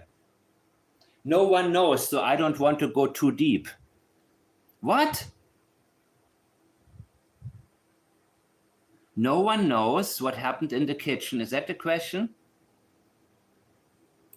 Yeah, no one knows, so I don't want to go too deep. Well, you want to go deep if you don't know. You want to know, right? I'm assuming you want to find out. Yeah, when Lilly came down to the room, I could hear Jack in the kitchen moving around stuff like digging. Exactly. That's why I think he found something. There is too much focus on the kitchen, guys. There's too much focus on what he heard Jack do. Much too much. You know, in the beginning it was just, oh, I heard him in the kitchen. No. There was more. You heard him rustling. Your ears were fine. You describe something that you would not necessarily catch if you were in and out of sleep. And Lilly only came to the room a couple times. How would you have known who's rustling? This is too detailed for me. Much too detailed compared to the other things that you're telling us. Yeah, but there's... Wait, I missed something. What did I miss? This one. No one knows, so I don't want to go deep. Well, let's find out, dude. Again, avoidance, but let's just say he wasn't getting food or someone wasn't getting him food. First you said, let's just say he wasn't getting food. What was he getting?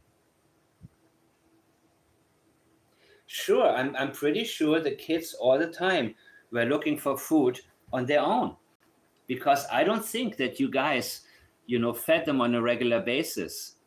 I mean, looking at how they were dressed when they went to school, I am pretty much ready to say that there's a certain pattern here that also makes me believe that maybe you didn't give them food on a regular basis. Not as many times as they should have gotten. Turn the light on here.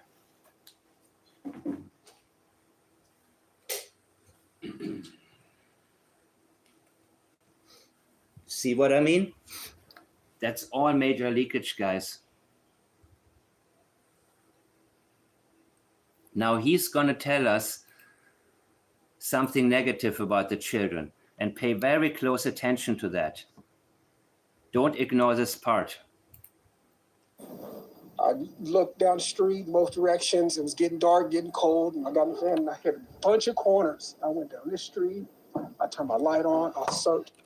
Everything he's done, he needs to over-explain to us to convince us he was looking for them. That's too much, people. He spent 2 minutes now saying something that wasn't necessary to say at all. Where do you think they are? That's what we want to know. Where do you think that they are? Where should we look? Where should we search? Please, everybody, look into your houses. Please, search all the houses. Try to get, please, neighbors, we ask you to let the police into your house, even if they have no search warrant. Please, let them eliminate the possibilities. Help us, anything. No, I did this, I did that, I did this, I did that, and then I did that, and then... I searched, I called their names. Talked to a gentleman on the street on the other side over there. He didn't see them. So then I... Every little detail. I talked to a gentleman who didn't see them. Who cares? Move on. Came home and I told my wife we need to call the cops. It's getting dark and I need help. We gotta get going. So I called the cops. And she's just standing there. And I think they love the masks. You see, the COVID time, it was during the COVID time, but I believe that actually they felt like very comfortable hiding behind the mask. because duping delight is harder to detect, of course. You know what I mean? If you're making up a bunch of crap, yeah, I think that you suddenly not only want to wear a mask, but something like this that covers like all the parts of your face that may reveal certain signs of duping delight. So I'm not surprised he's having not just a regular mask, but something really, really, really big.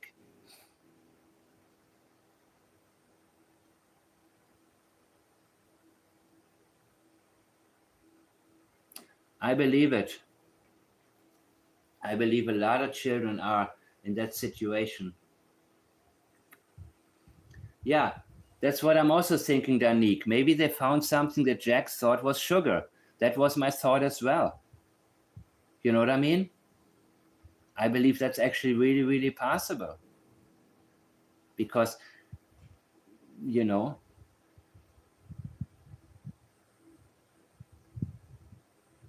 maybe it was laying around, and that's exactly, and he was hungry and he thought it was sugar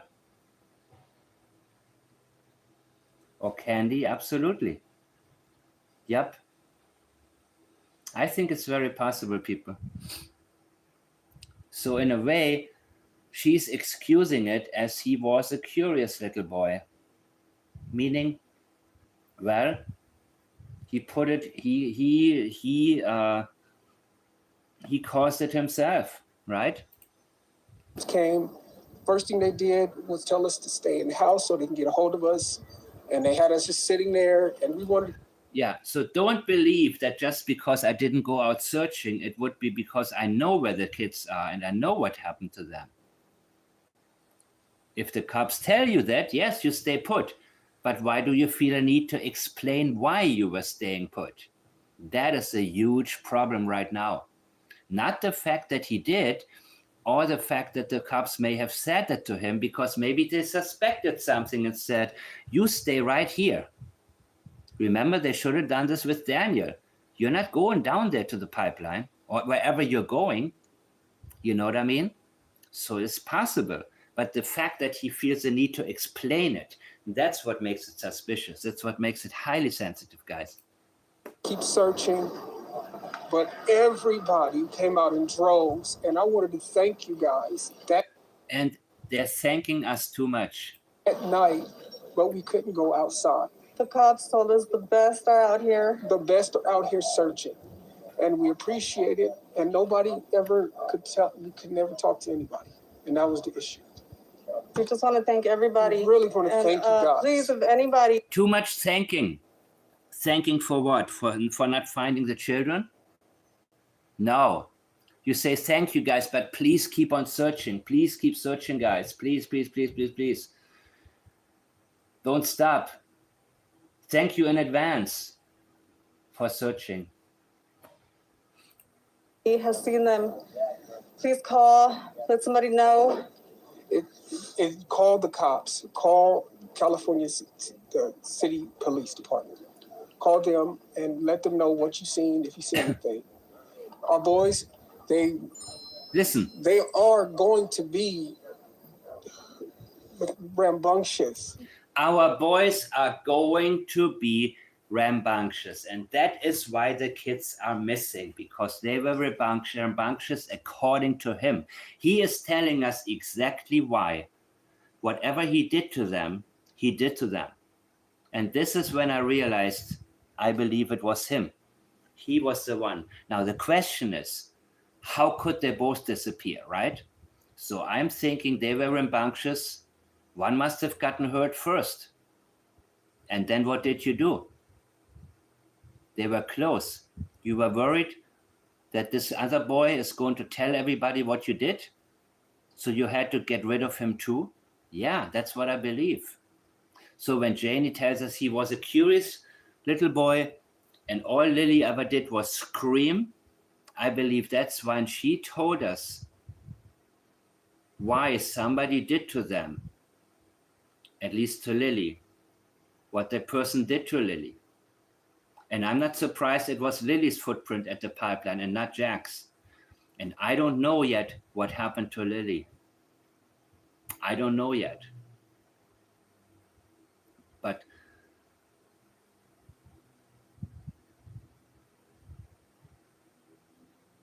yeah, Jack is missing because he was curious. Absolutely. That's exactly it. And these two boys went missing because they were rambunctious. They got on his nerves. And panned out. Maybe he hit them with a frying pan. You know, remember the girl that was found in a storm drain, and before the stepfather said, I feel drained? We leak certain language for a reason. But you don't say, and Chris Proudfoot said about Sebastian Rogers also that he's rambunctious. Katie Proudfoot said overstimulated. That's why she over-medicated him. She told us that he had so much food to eat that day on so many sweets, and that he gets overstimulated and cannot sleep. So she pumped him up. She made an excuse for why she gave him so much medicine. And that, by the way, was Seth Rogers' one of his first suspicions he expressed. He said, my ex-wife has a habit of over-medicating him. And I think she gave him too much. And he passed away. Since then, he has changed his mind. But I think he was right the first time. Well, not 100%. Because the thud would indicate that he actually fell out of bed and got hurt that way. And then the car at 3:10 a.m. took him away. But there are some strong similarities. Let me listen for 1 second more. Okay. They are going to be here in this area.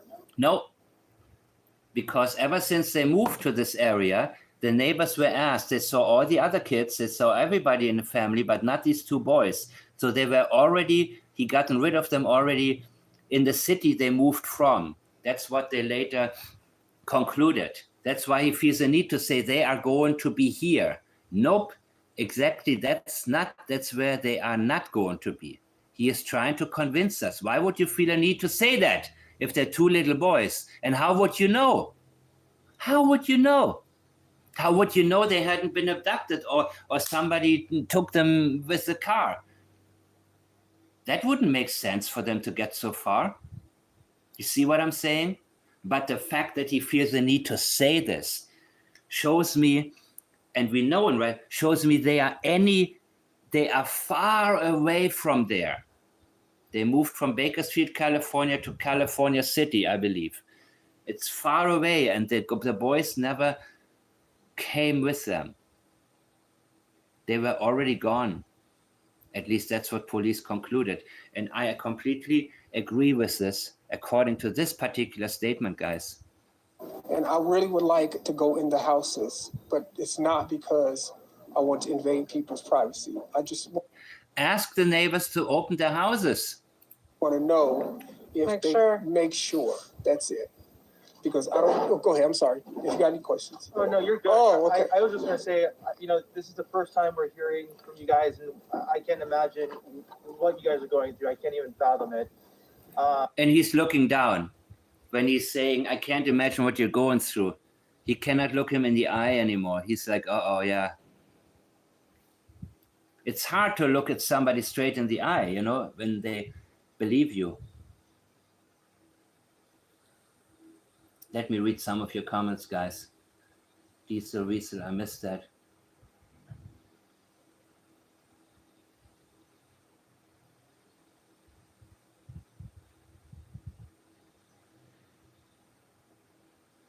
You see, that's why these cases are great. And this is, Peter Hyatt brought this to my attention a few years ago already.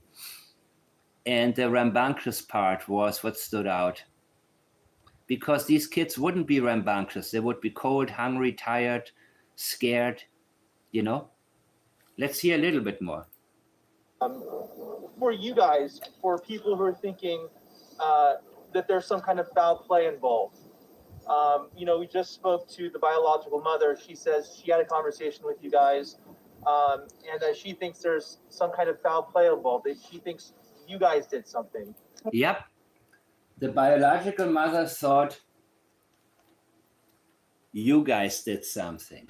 Let's see how he answers. That's understandable. What's your response to that? That's understandable. Why is it understandable? It's not understandable. Again, unexpected. No, we didn't. That's what's supposed to be said.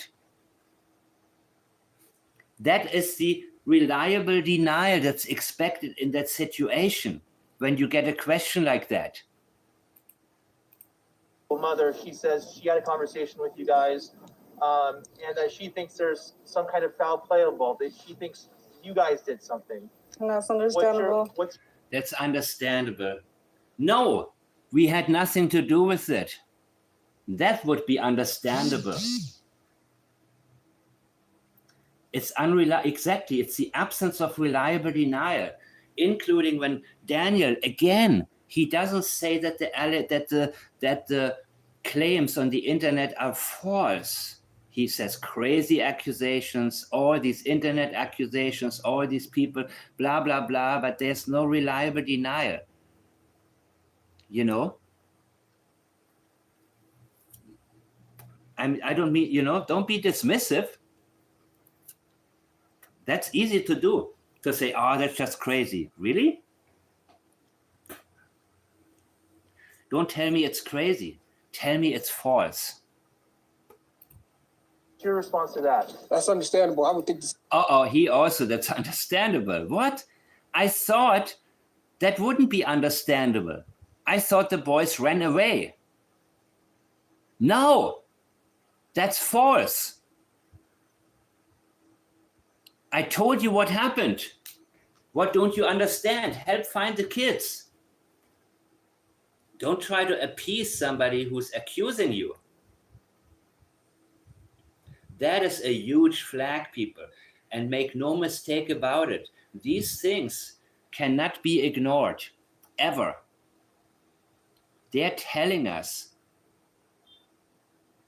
We assume they're telling us the truth, but we allow them to talk us out of it. And he's doing a great job talking us out of it.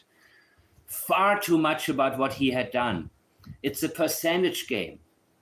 Like when you talk about a case, you talk about 25%, maybe about a little bit about what happened first, and 75, then 50% has to be about where can they be? They went this way. They must have gone that way. And maybe they went, you know, you try to help locate the children. You don't talk about what you had done. That's over with. I would think the same, right? Same thing. Yeah, I mean that's exactly the point. And if we can find our babies, then guess what? That's no. And that's all I. Yeah, and this is the same type of stuttering Daniel does too, and Janie whenever they get flustered. Want is to find. All I want is to find the babies. All I want. Yep. Babies. That's it. And I talked to her this morning, and I really wanted to tell her that I am completely sorry because... I really wanted to tell her that I am completely sorry. For what are you completely sorry? Because? We were entrusted with her children. Because we were entrusted with her children, right. But they didn't run away. Give me 1 second, guys. I'll be right back with my coffee. 1 second, please.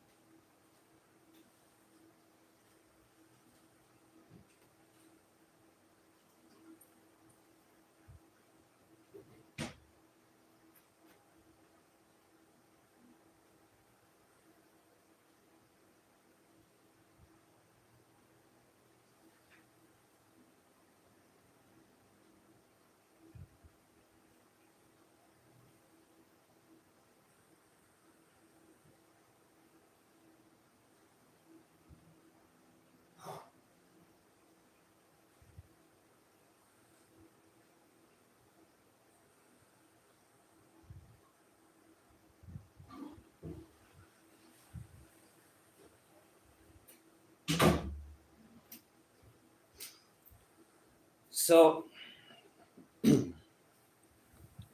I wanted to also tell you guys, I will off and on now compare to cases from the past. Also, I want to bring back Nicole Kessler, Chris Watts' girlfriend, because so many of you have asked me questions about her, and I haven't had time yet, or I have not yet looked into her. But I invite anybody that would like to give it a try. If you see something from Chris Watts' girlfriend that stands out to you, try to analyze it. Kissinger is her name? Nicole Kissinger? No. Really? What is Chris Watts' girlfriend?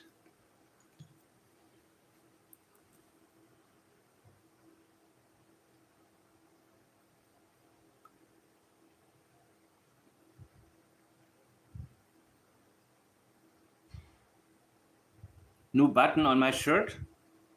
What the hell? Chris Watts' girlfriend name. Oh, Kissinger. Kissinger, sorry. Yes, Nicole Kissinger. So if got you. So if any of you think that you find something that stands out to you, even if it's just 2 or 3 sentences, feel free to give it an analysis and send it to me. And I'll share it. If there's any case that is of interest to you, feel free to get to it. And you know what? Never be worried about mistakes. Just apply pledge as you see it reasonable.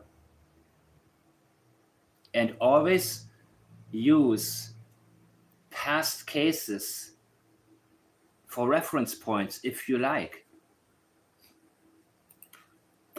And they came to us, and they became our children. You see, this is too much. He is avoiding to tell us what he should feel sorry for. Named them, and they are our children, and so we want them back. Why do you need to explain that you want them back? Even that, guys, no. When you explain what you shouldn't have to explain, it's also a huge, that is such a sensitivity. So please, if y'all could get back on what you guys are doing, we should be able to get a hold of somebody, but they took all of. We'll shoot. We should be able to get. What, did you shoot one of them? One was a victim of your violence and you shot the other? No. It's possible. I don't know what happened in the case. We still don't know. I don't think they found the body.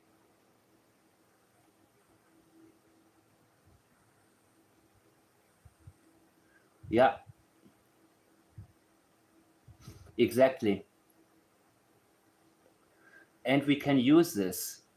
We can use this as a guideline.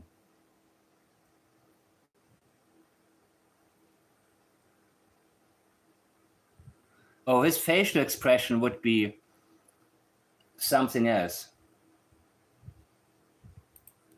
Our tech, so they wanted to, I guess, just rule us out. But the eyes are too focused on the camera, far too focused. You're supposed to freak out and panic.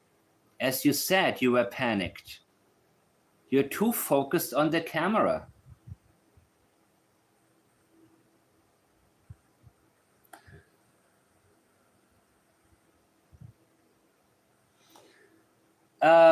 Yes, to some degree, Krista. To some degree only, though.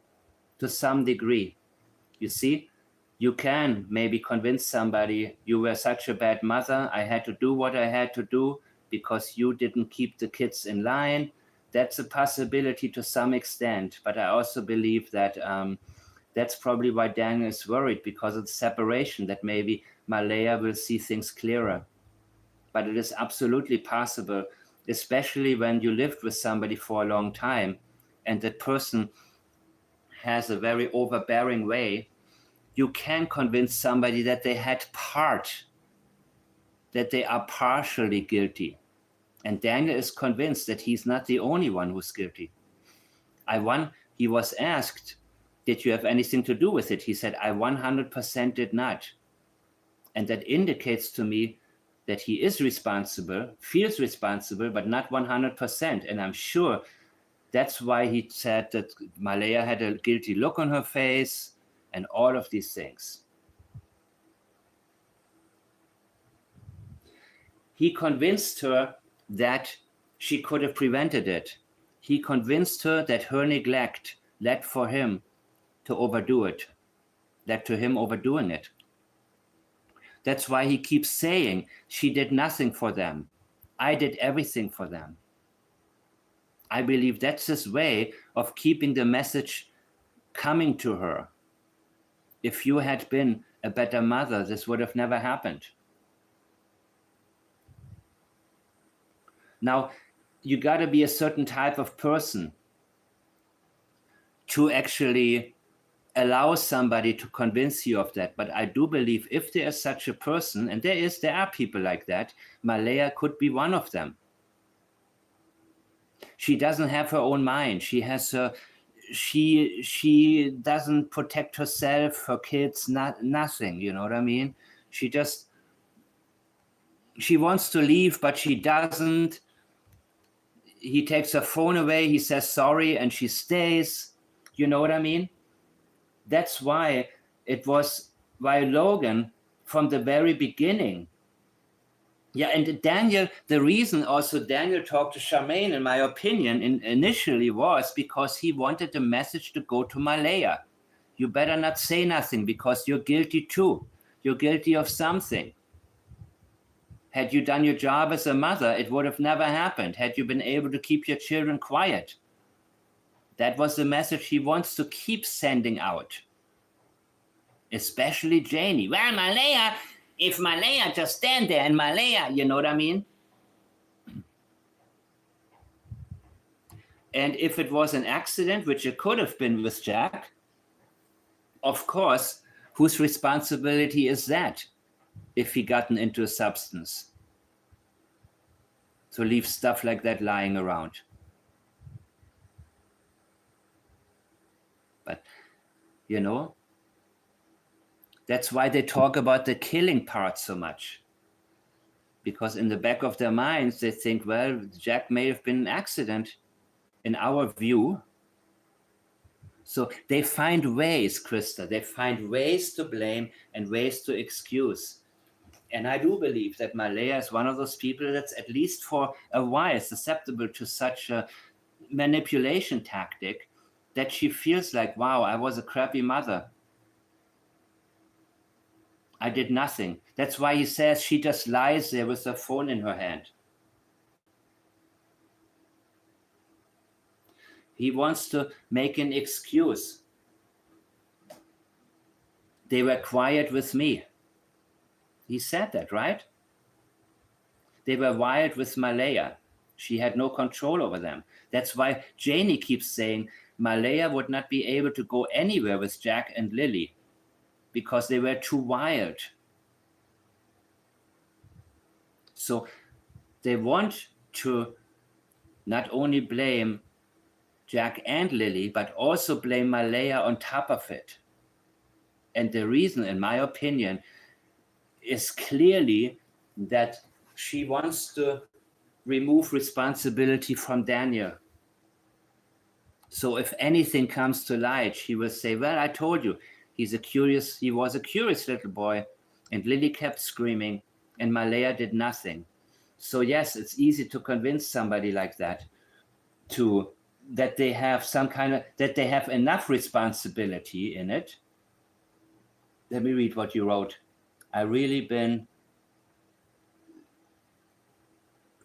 Justin would say a whole different thing, man.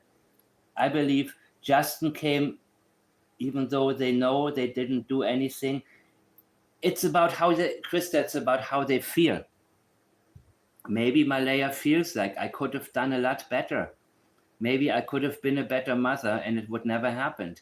Those are the types of thoughts that may make her feel guilty, not necessarily legally guilty, but morally guilty.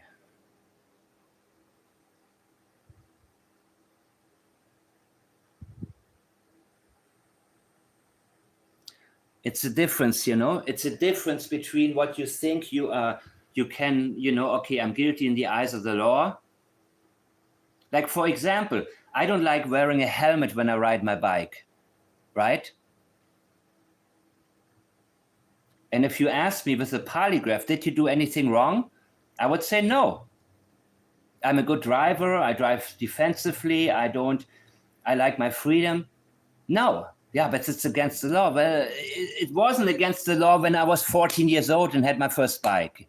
It wasn't against the law. So to me, I would pass a polygraph if police asked me, you know, if they stop me and say, you know, did you do any? No, I didn't do anything wrong because I don't feel like I do anything wrong. It's my responsibility, right? No matter what the law is. But if you fail somewhere as a parent and you are not worried about prosecution because legally speaking, you didn't do anything that you can be prosecuted for, but you still feel I could have done so much more. You know, Peter talked about these cases, a man whose daughter was murdered in Arizona, and he said, why did I move to Arizona? We had a good life in Florida. I went there because of my job. I should have said no. If I hadn't moved to Arizona, it wouldn't have happened. Another woman, she had nothing to do with the disappearance of her daughter who was found murdered, right? Violated and unalived. She failed the polygraph. Why? Because she was, in her heart, she felt it was her fault because she was neglectful. She had nothing to do with the discipline. She had nothing to do with it. And another guy who fell asleep, he was rugged up. He was completely, he was shooting up and passed out. And his daughter, he was arrested. You know, they thought that he did something to his daughter, but it turned out that she walked out into the front yard and somebody picked her up. And, you know, these cases exist. And his statements were completely deceptive, but not because he did something to his child, but because he wanted to hide the fact that he contributed to it. And that's about how he feels about himself and what he has done and what he wants to hide. So these things can also play a huge role. Your own perception is what we measure with the statements. That's what's being leaked, you know? And usually it aligns with what the law is and everything, but sometimes there's something else in play. So we need to always see the intention. That's why intention is such a big part of plaids, that and even if you're being deceptive, we need to know why, you see? Otherwise, the police may draw the wrong conclusions. And the language, when we get deeper into it, will reveal that. Is it because you have guilty knowledge, or because you messed up something that contributed to what took place? And I think that's how Malaya feels. I think she contributed to what finally happened. And she, let's not forget, she covered up for him all the time with the CPS visits and everything. She covered up that he was using, that he was, whatever he was doing to the children, you know, so that was a pattern she was already in. So yeah, I think she feels very much responsible, even if it was only him who did it physically. Which makes sense. That's part of the investigation. And they always want to teach us about the investigation. They always become experts about the investigation. Screw the investigation, man. It's about finding the kids. Why are you so worried about the investigation, what they are doing? And are you they all become legal experts all of a sudden, teaching us about the investigation. It's not an investigation. For you, it's an investigation. But for the parent of a missing child, it is so much more than just an investigation. You don't care about what is going on. Just find the kids. But he is too interested in the process and not in the results that he should want or hope for or think are attainable. That's pretty much it. Have you guys, you talked with police all last night? Yes. So you guys willfully gave them your technology? Well, I think that Justin cried. Yes, that's true, absolutely. And Justin cried. Belinda said that Justin had real tears running down his face. I believe that at one point he found out what took place after the fact, and he may have helped with something. Yeah, I believe it's possible his car was down there, and very possible actually, and that he was shocked about what had taken place. I do believe that. Yes. The car? Yeah. You see, that's what I absolutely believe.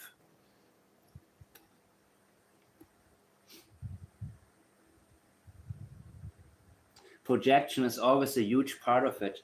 Whatever they're telling you or accusing people of,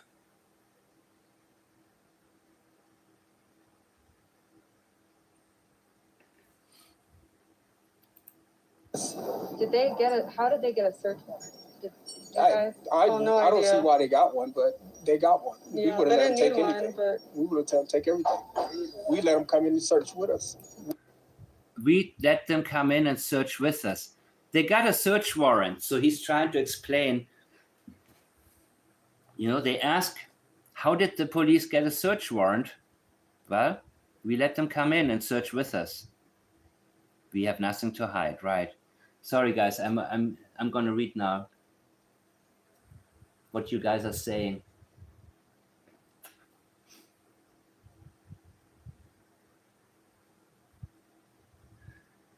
Yeah, Malaya has been so much under their control. And I knew that since Logan's first statement, guys, since the first interview, when she said, I just put all of Meadow's stuff in my car and said, I'm taking Meadow. Not, I asked Malaya if I could, but like, I'm taking Meadow.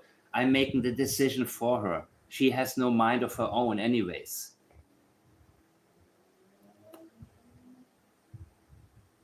Yeah, when they have knowledge, absolutely.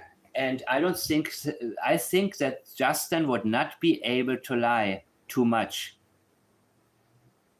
I think Justin can only be silent and not talk about this at all. He can only practice avoidance. Justin's language, if he says anything, the only thing in the beginning we would be able to detect would be major avoidance. But we would have to establish a base to speak about some things where he doesn't feel the need to avoid it, the answers, right? Talk about the weather, talk about fishing, talk about this, and then you ask a question and then all of a sudden, silence, you know? Because if you have somebody who never speaks anyways, then you cannot necessarily say there's avoidance here. But when you establish the baseline and see, this guy he's talkative, but not right now. Suddenly he's not. That's also why it's easy for Malaya, I believe, just to be silent, because she's a more silent type anyways. But still, the things that she said, they were very deceptive, and there was a lot of leakage there in the things that Malaya told us, the few things that she said in only one interview. But she knows her limits. She knows now it's enough. Daniel is different, man. He thinks that if he convinces us that he tried to ask for a rug test and a polygraph and the cadaver dogs and all of that, that makes him look less guilty. I believe that's how he operates. He's asking for the rug test, yeah, while he was using.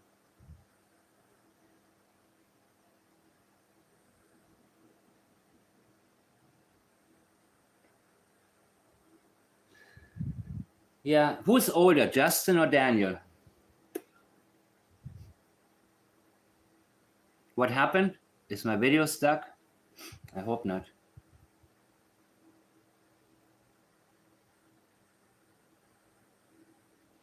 Okay, let me get through this a little bit more.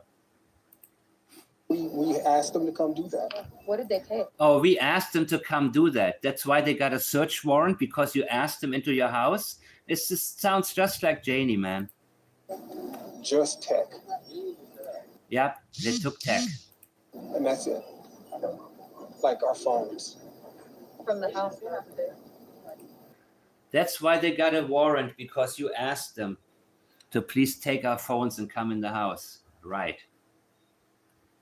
Right. Like Janie, like, I didn't. I let them I let them look for my trailer. Yeah, after they told you, we're gonna get a warrant anyways. We can do it the easy way, or you can do it the hard way. You know? That's why it's so important for her to try to convince us that she volunteered to have her trailer searched.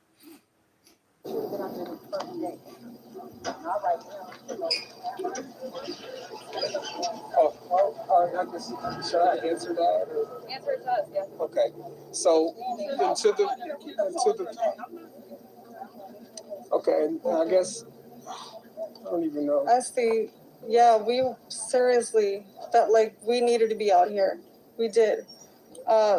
Again, we were told the best are out here looking already. Just to stay put, they have more questions. There was literally a cop with us the whole time in there. He had sitting down. We would ask, can we go help? They had to sit He said down. nope. He said, no, we got the best out there. So We it's need you not. guys here in case we have more I don't want you questions. guys thinking We we don't. didn't try. We actually We looked tried. before we called. That's it from there. What other interview is there? What haven't I covered? Is there anything I haven't covered yet? So Everything. So they would have found some kind of something there. Even when they brought in classified technology, this scanned the I whole want to area. see him laughing And anyway. maybe bring all the searchers on the ground. I mean, searchers on bicycles. They did everything. Everything. On the pipeline, they took in ATVs and Argos and side by sides. They used everything they could. tell me about what do you make at this point of the investigation of what RCMP have been doing or not doing? Oh, the young mom in Vegas and her boyfriend, GSP. I will look that up. I will look at more other cases now. I will look at current cases. Mention them to me. I will get to them. Same shirt, same pants. Yeah, his 2 shirts were stolen by Malaya, right?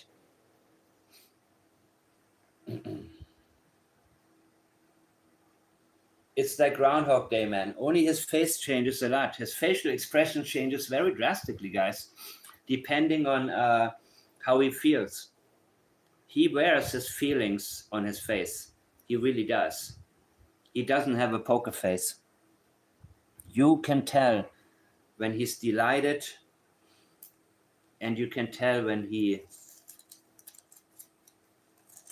has some worry.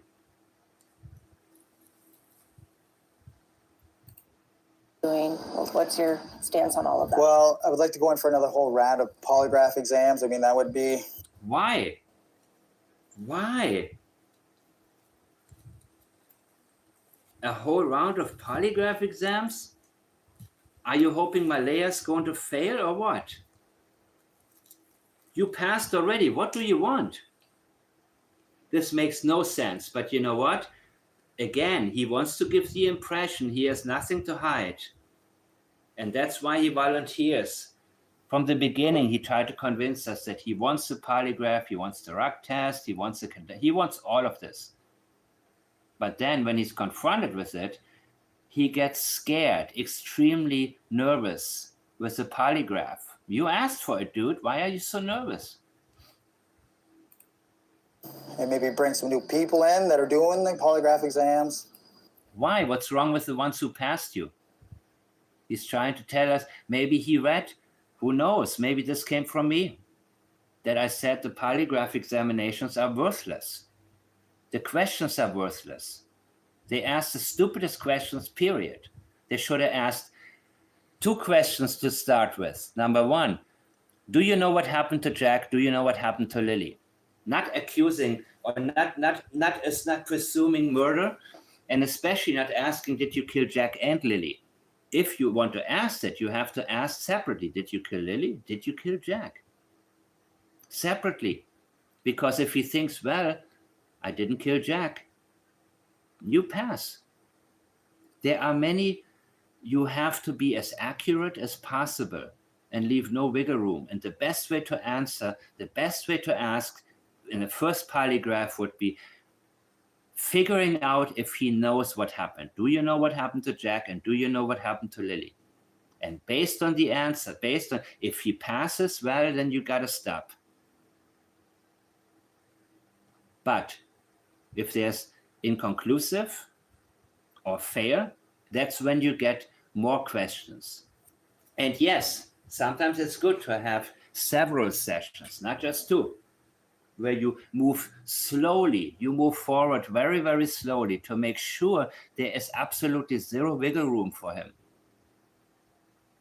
And I do believe that somebody that listened to me has passed it on in another chat, or maybe they came up with it on their own. The polygraph, to say he passed the polygraph, no, we want to ignore that until we know exactly what the questions were that have been asked, because Chris Proudfoot even told us it's an open book cheat test.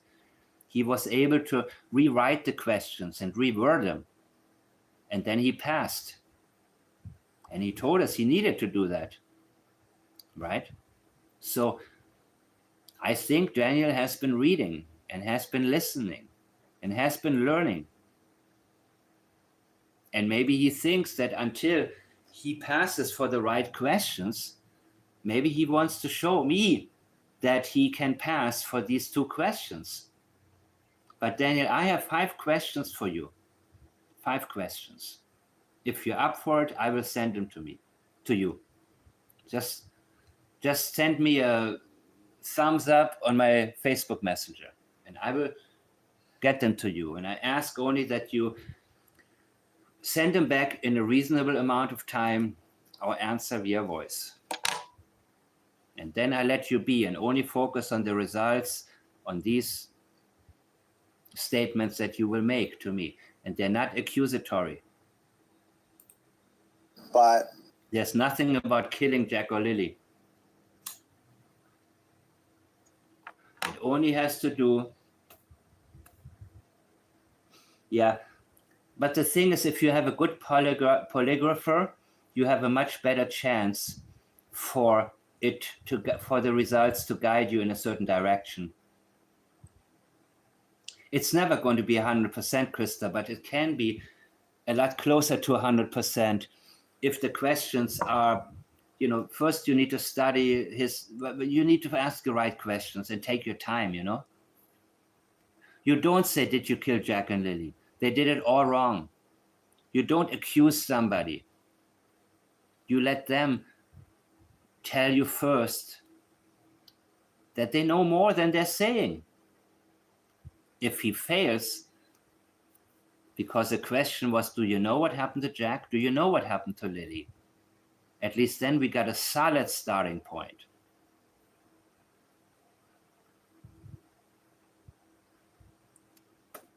But you know what?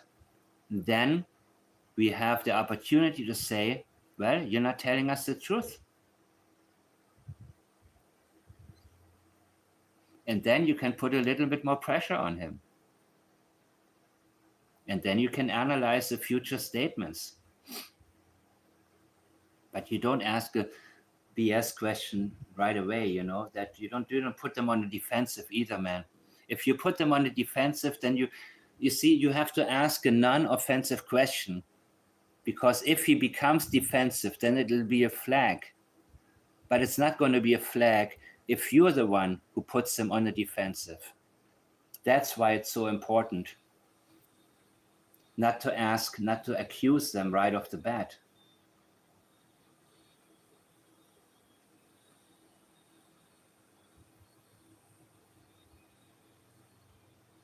Let me see what I missed here. Or if it's really quiet. I think you guys are fading out. It's late already. I know they're hard at work. I mean, I've filled. Look.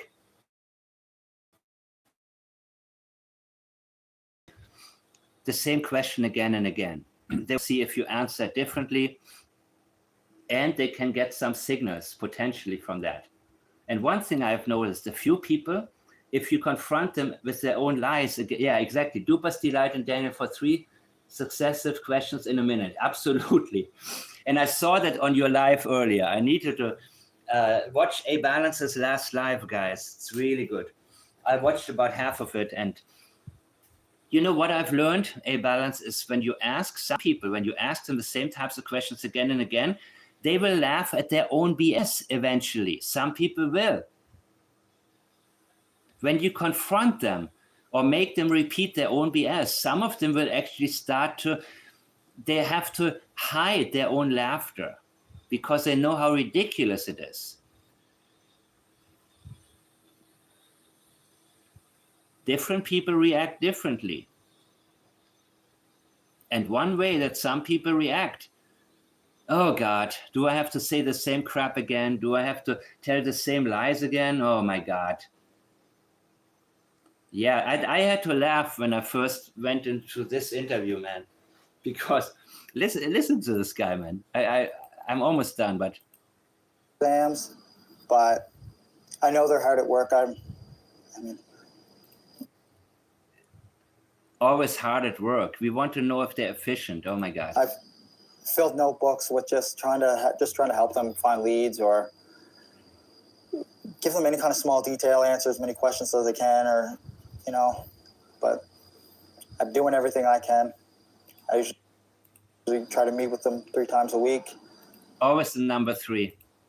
And sometimes they're not around for that, or phone calls or texts, but whatever we can do. So I guess to bring it back to the cadaver dogs, since you've been asking for it for so long, I guess, you don't have any information on how that will happen?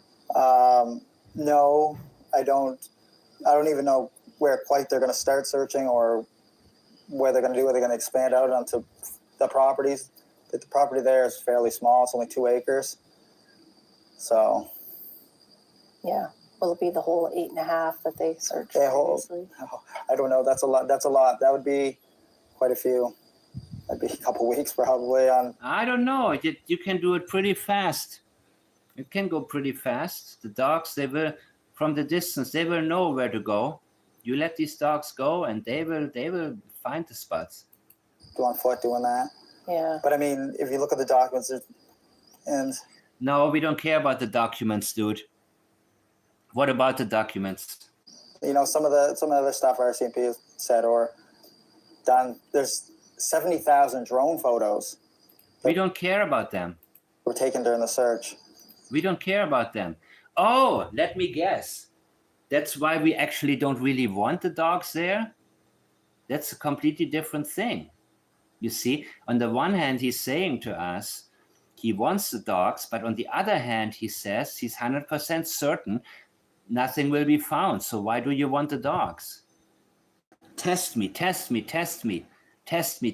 Oh, but you weren't going to find nothing. Oh, if you have more than 1 dog, maybe you don't have enough dogs. No, it takes too long, the search. It'll take 2 weeks. Don't go there.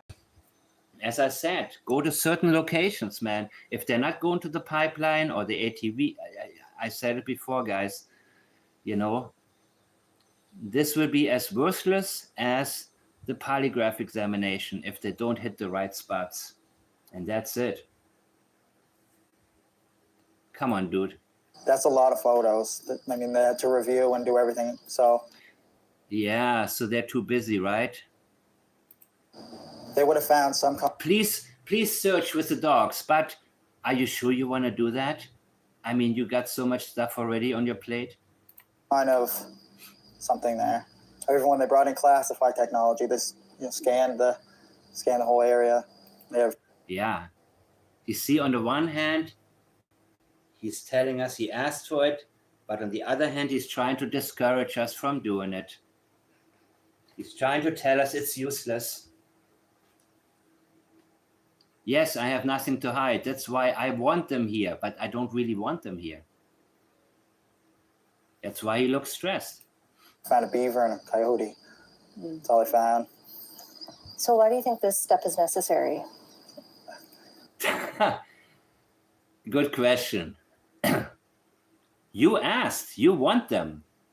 Let's see what he says.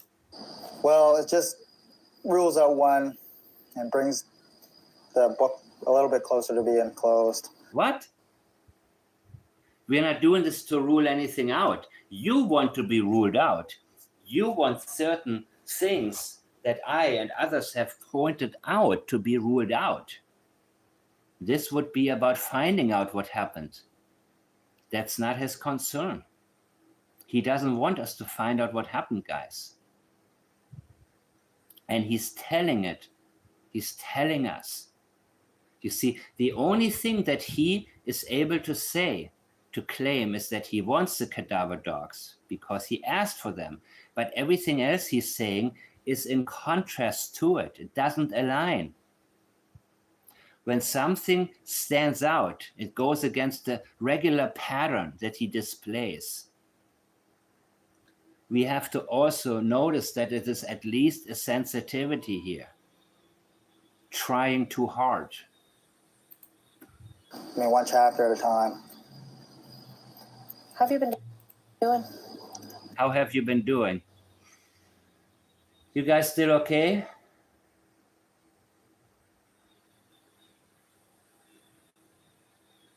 Yeah, he wants it over, man. He's so worn out. And that's what he said. It's been so long. It's been so long. It's been so long. How much longer do I have to do this? Well, I'm not going to say I'm doing well, but I'm not going to say I'm doing well. Yeah, I think we can tell right now you're not doing so well. Just making sure. doing better than I was at the start, I guess. Yeah, because maybe you're less worried now. Maybe people are telling you, hey, don't worry, this is just cosmetic. It's physically exhausting, mentally exhausting, emotionally exhausting, but every day you wake up and it's a new day. New hope. Hope in what? Hope in what?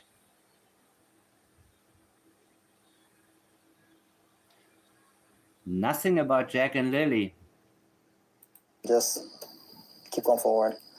Just keep going forward.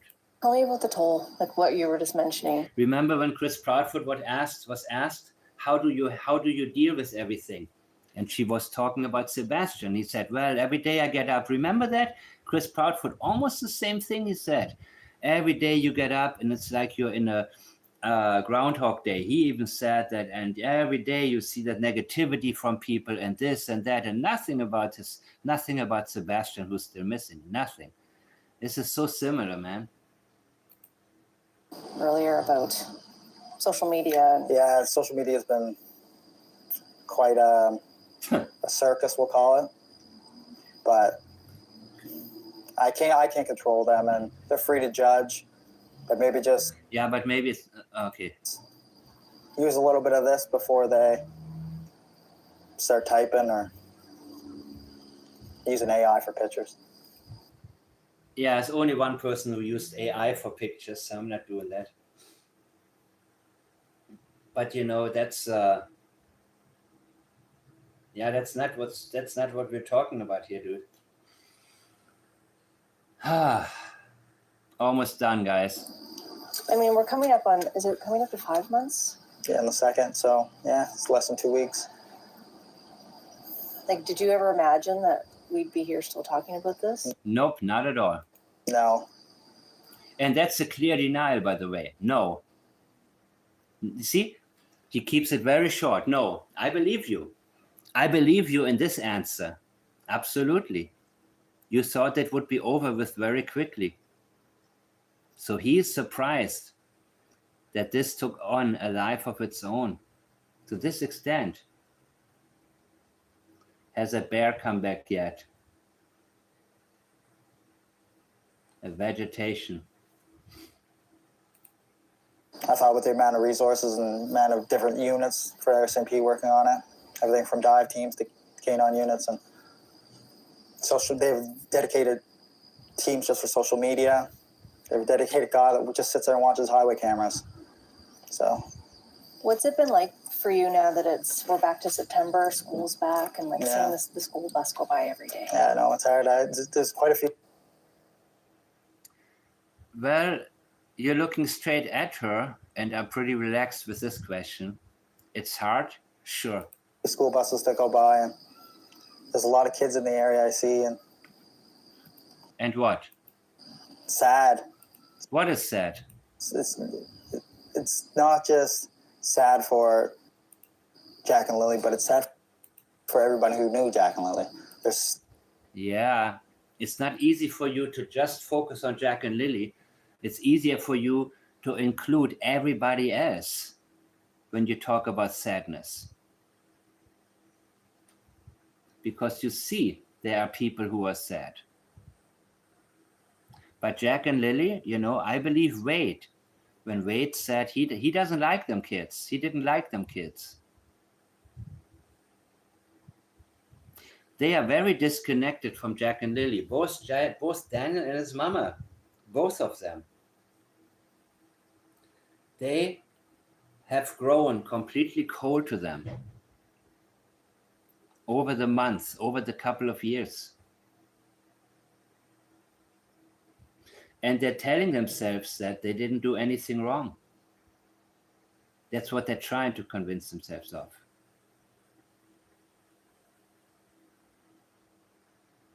Yeah, if he could turn back time, knowing what he knows now, he would have not, at least he would not want to risk the same consequences.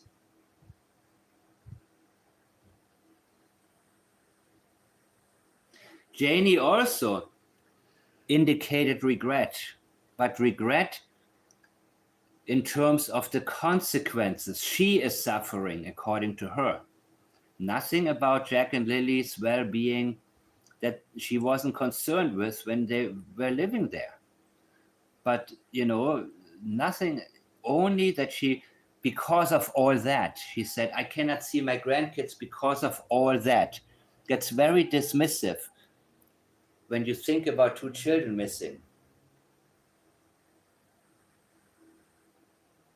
So of course, Brandy, there is regret here, absolutely. Because he is impacted. Yeah, he's looking through the back of his mind, what can I say? And see? They had friends, went to school. And it's just, they had teachers that seen them every day, and yeah, more concerned with them than Jack and Lilly. It's just hard on everybody. I know we ask you this every single time, but why do you keep doing it? For Jack and Lilly. I don't do this for myself because I don't do this for myself. Yeah. Like your mom said, I'm not here to lie. Yeah. I'm going to see this online later. And because people are going to analyze it every time I move my hand. Who's going to analyze it? Every time I move my hands? Every time I open my mouth, every facial expression. Yeah. He's paying attention, man. He's paying attention. But tell me I'm wrong. Don't tell me what I'm doing. Tell me I'm wrong. He's worried about anything he can say or do, Brandy. He's thinking about right now, how am I coming off? What am I saying that can be analyzed? Am I going to show duping delight? He's suddenly concerned about these things. These are things he had not been concerned with or aware of in the past. But now he is watching videos. I mean, me at least once in a while he does. I don't think on a regular basis, but once in a while he comes across something. But it also depends on the title of my video and so on and so on. You know what I mean? I need to have a catchier title than this one, I guess. Yeah, it's GSP, absolutely. He's scared. GSP, yes, he absolutely notices that, we are on the right track. And he realizes that, even though he's probably been very good at BSing people his whole life, that there are people who can see through it. All he has is time now. That's what he said, absolutely. All he has is time.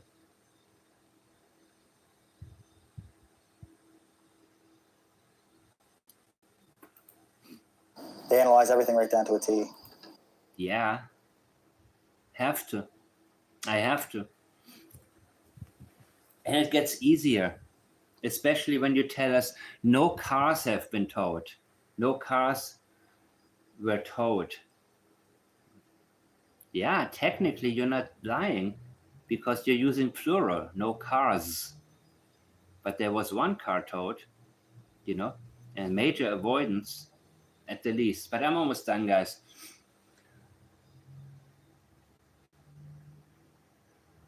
Down to a T. Yes, down to a T means it's correct. The same way that Logan said about me, she said, I tore it to pieces, her interview, and pieced it together. That means I made the pieces fit, and she acknowledges that I did a good job with my analysis of her first interview, at least that one. To a T means yes, I'm defeated. I have nothing to add or nothing to say. You see, when he was in here in our chat, he didn't argue with me. You know what I mean?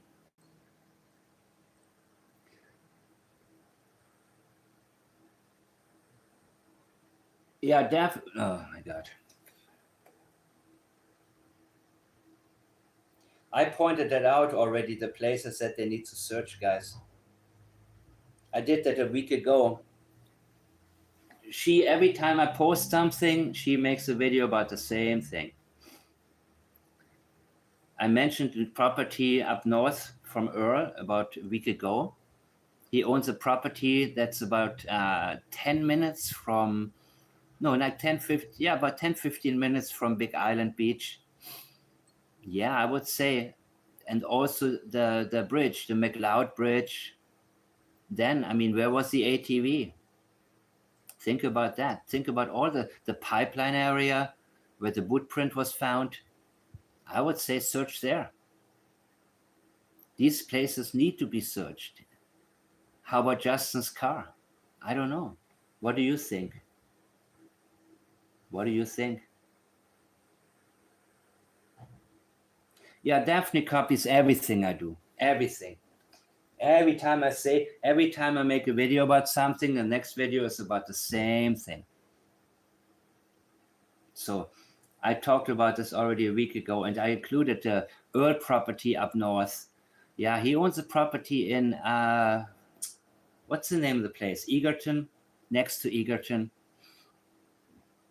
So of course, and also the property, I mean, do they need a search warrant? But, if we think the ATV was used that night, then that's where the dogs should be. If you don't do that, then what good is the search? What good is the search if you don't look in the right places? I want to know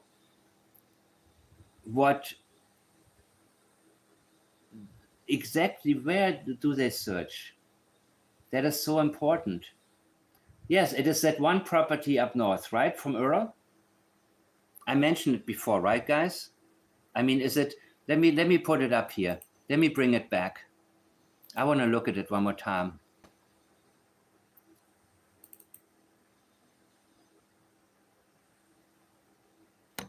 This is the one. I already had it up here. And it's in Egerton. And it's close to Big Island Beach. So,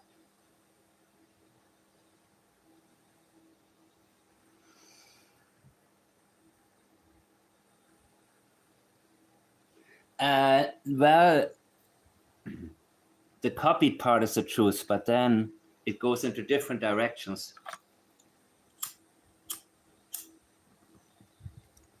But there's a difference. AB, he references me, and then he draws his own conclusions and goes from there. You know, not just, oh my God, I don't want to talk about this. There's a problem when somebody just copies you, doesn't mention you, and then concludes something that isn't making sense. You know what I mean? But either way, doesn't matter to me. I just wanted to make sure I gotten people to send me this today. I just wanted to make sure I mentioned that I already mentioned this a week ago. I posted this over a week ago. Actually, I had it already 2 or 3 months ago. I mentioned it one time, but it wasn't until a week ago that I connected things properly. Thank you, C. Taylor, Brandy, and Krista. This is exactly the point I'm trying to make. So I don't view it as a compliment when somebody just copies me and then, you know. But anyways, now the dots connect more because I'm looking more at Big Island Beach. I'm looking at the location here, people, right? And this is what I have been doing and getting at more and more, because when I look at the map now one more time, I can show you exactly why this came back to why I became interested one more time, again and again. I become more and more interested now because Egerton is up here somewhere. Big Island Beach is here, and here's Egerton. So it's pretty close. It's pretty much on that way. You know what I mean? Yeah, no originality is right. Whose videos? AB, yeah, I watch him all the time. And AB, you see, AB, he mentions things that I actually didn't mention. Yeah. So the more I look at, this is where that property of his father is. His father's property is right here.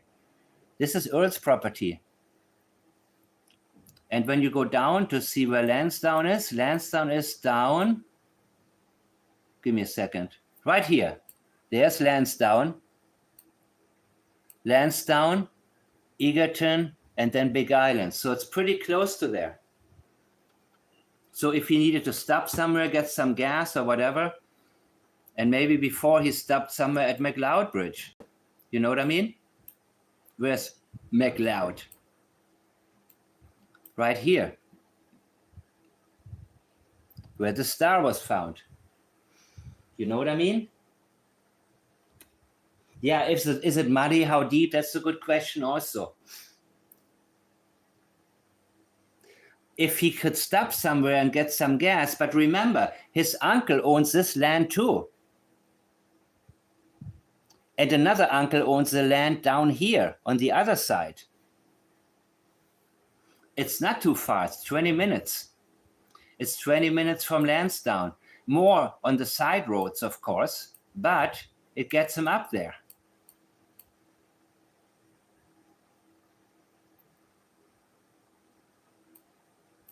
I can go to Google Maps and find out how far Big Island Beach is, just to make sure that we get this straight, because it's not too far.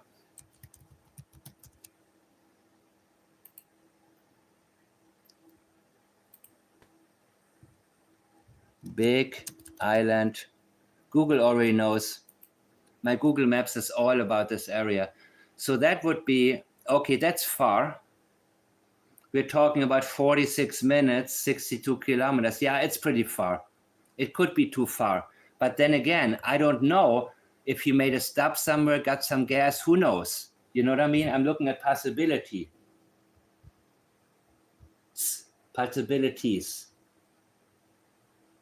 That's true too. It's through towns, right? I agree with you. Well, I don't know. That's all I'm saying. It seems far. Absolutely. Unless, I don't know. This part I really don't know. But I'm still stuck in the ocean, guys. I'm still looking at the ocean, people.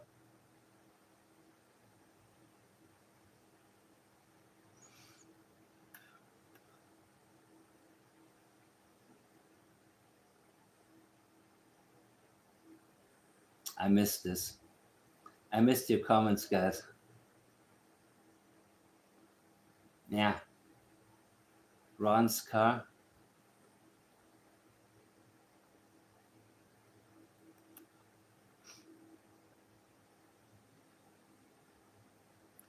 I don't know.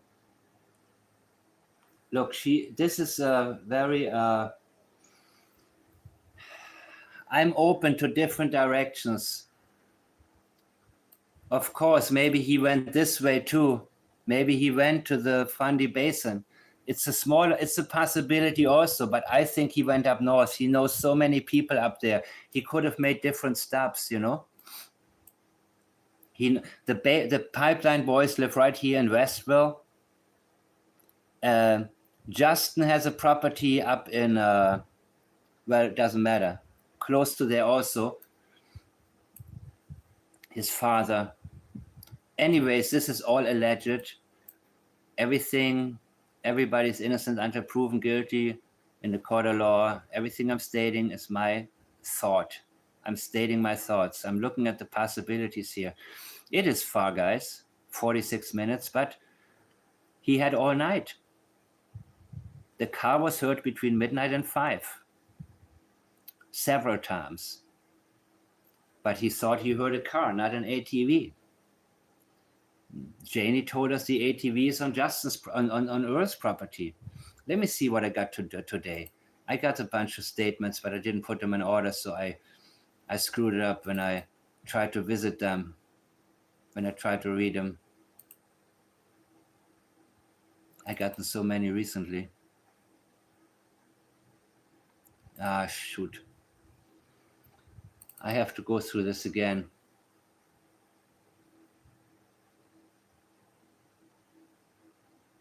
About Lily's jacket, about Jack's jacket. What did he say? Let me see this. Give me 1 second.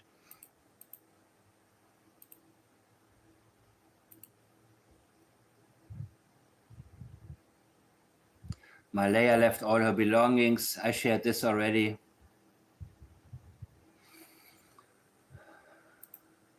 Where are we at?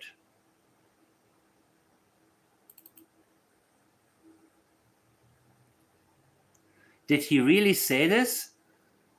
It's not a winter jacket. That's wrong, first of all. It's a dark navy spring jacket. Second of all, I don't know where it is. It left with him on Friday. Someone put it on him. No chairs. Did Daniel really say this? Did any of you see this comment? That was sent to me. I haven't looked at it yet if it was, but that's supposedly what he said when he was asked about how did the jacket just disappear. Did you see this?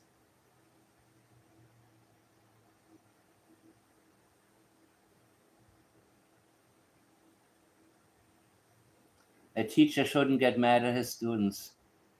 Okay, I'll be quiet. I already moved on, dude.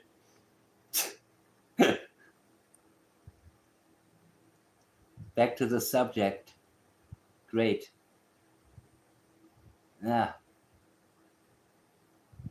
Extra gas cans. I'm sure out in the boonies they keep extra gas cans. So it is far, but I don't think necessarily too far.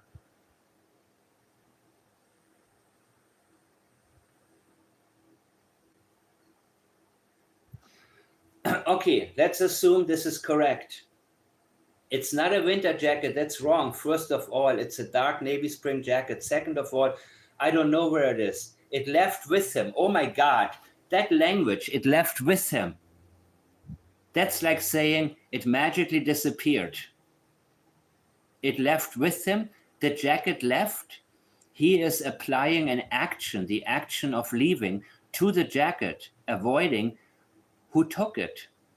On Friday, someone put it on him. No chairs were moved, so he never put the jacket on himself. I believe that part. I don't know who put it on him. Time will tell. The coat rack is too high for him to reach it on his own. Oh, let me guess. The mysterious people who came to bring him to the reservation did, right? And the dog didn't alert anybody. See, he's a seed planter. He's trying to plant a seed right now in people's minds. That's why he wants to create a mystery. Just another thing he cannot really linguistically commit to, but he wants to sort of see running through people's minds and consider.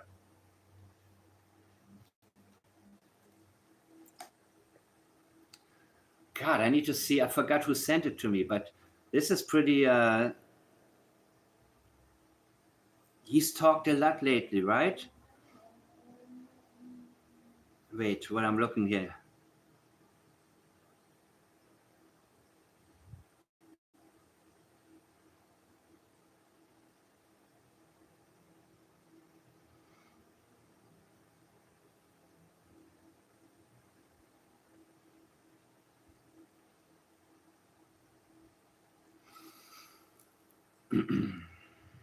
I can't see right now where it comes from.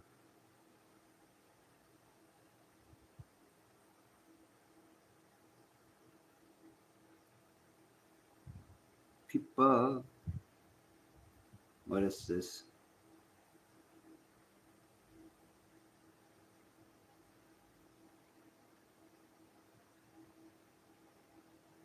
Oh, I know who sent it to me.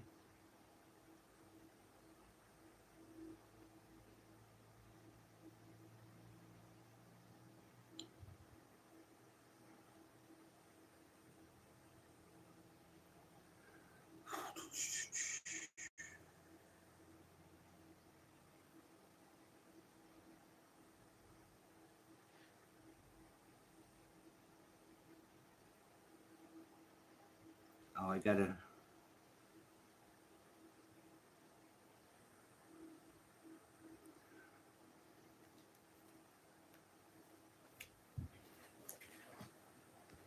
So this already, I mean, what a giveaway.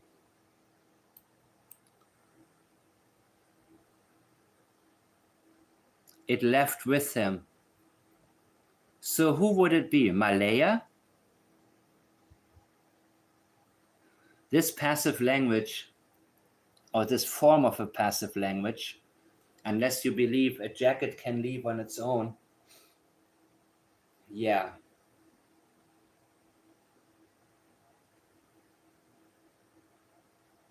The coat rack is too high for him to reach it on his own.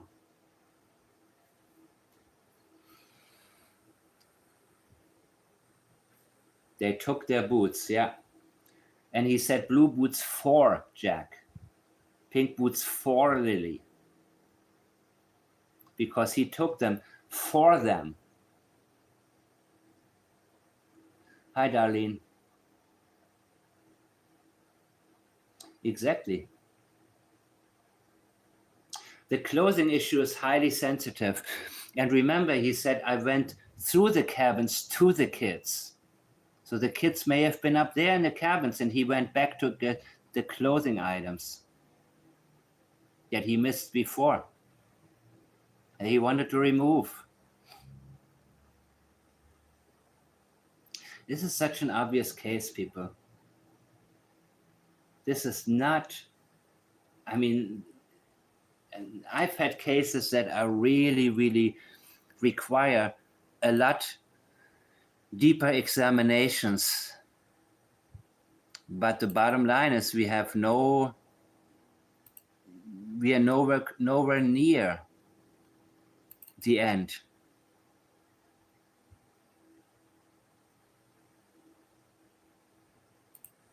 I'm looking through some of the other stuff a couple of people have sent me, just to make sure I don't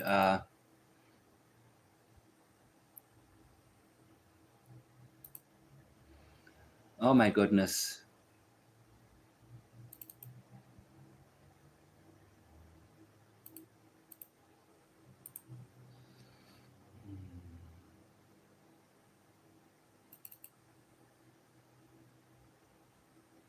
If I don't find it, I'm done. I will finish the, oh wait.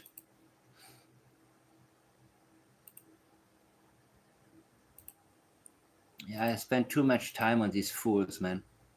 Let me finish this one and then I'm finished.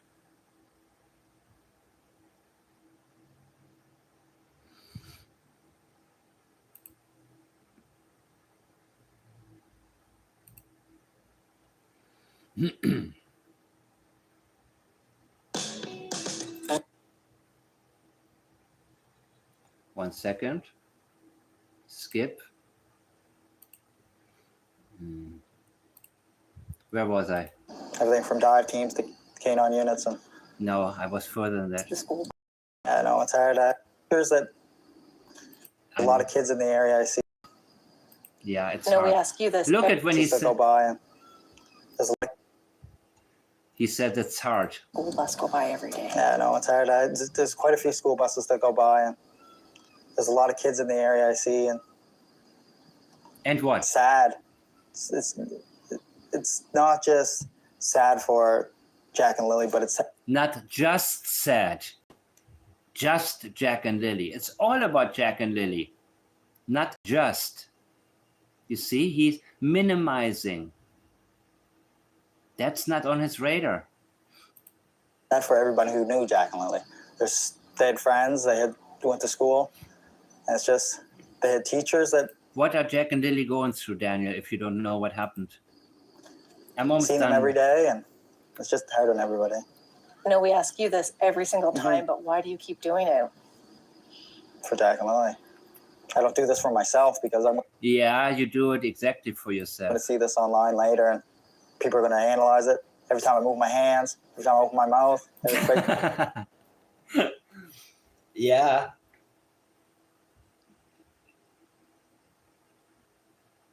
Yeah, you're catching on, Grasshopper. facial expression. They analyze everything right down to a T.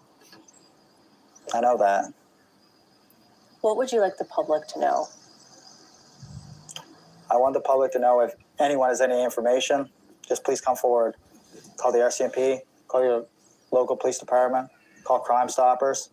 Do you still think they're still alive? Yes, I hope so. Okay, so Experts are disputing President Trump's claims that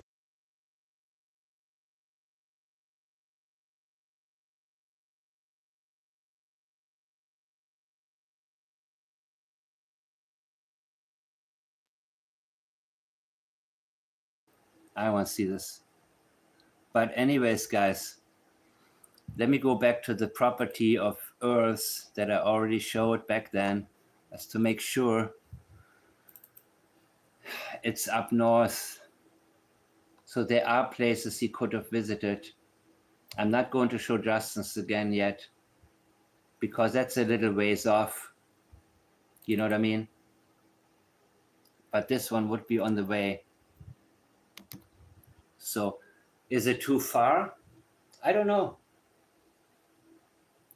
Jack and Lily must be somewhere, and the ocean references are not accidental. So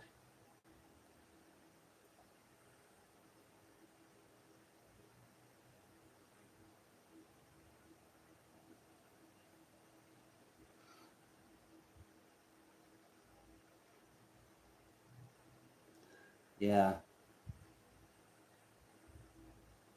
No, I mean, they're catching on. The only person who doesn't have self-awareness is Janie. Did I ever go through her whole... Oh my God, I still have so much Janie left, man, that I haven't gotten to. I mean, which one was it? Underwater UK?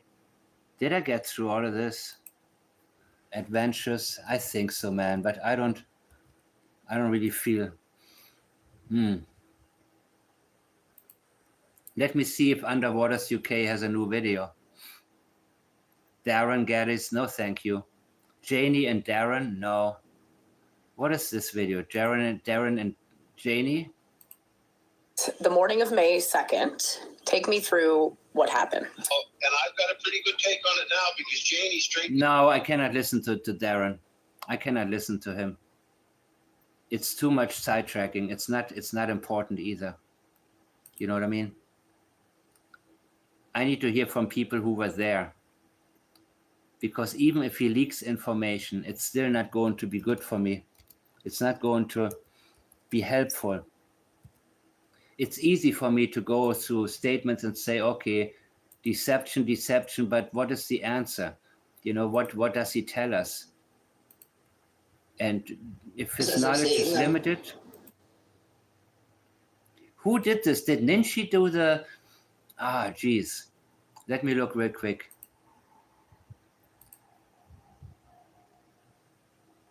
I think it was Ninshi's channel.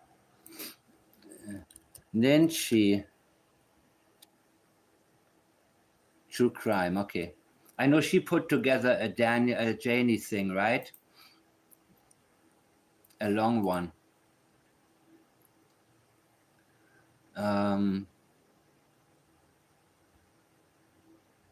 Nope. Before this one. Is it this one? More audio? Maybe. Got it somewhere else. That's fine. I just don't like what they said at the top of it. But they have their own opinion too, so there's nothing you could really do about it, you guys. People are going to spread it, whether you tell them to or not. I mean, that's the way the world goes. People thrive on rumors and accusations. They have to, because there's people out there that don't have nothing to do. They're bored with life, and as long as they keep, as I said, throwing out rumors and accusations. Thank you. And you know what? I realized there are so many things that I started covering and then I stopped them. So I think this is one of those. I'm going to get more organized. And I thank you for bringing things. Has a video posted done by Clutch? Really? Superman Daniel? Ninshi has a video posted done by Clutch? I didn't see it. It's just going to keep on and keep on and keep on going. It's even going to keep on going after they find Jack and Lilly. I'll check it out. Don't worry yourself over it, guys. Just let it go. I'm not worried about it. As I said, I got big shoulders. I'll tell you what. I'll settle everything. I'll leave the group, and then everybody can say whatever they want. I don't care anymore. Oh, that's the one. See, as I said, one little slip of the tongue, one little mistake, and everybody just pounces on it. Just be. No. That's not how it works, JD.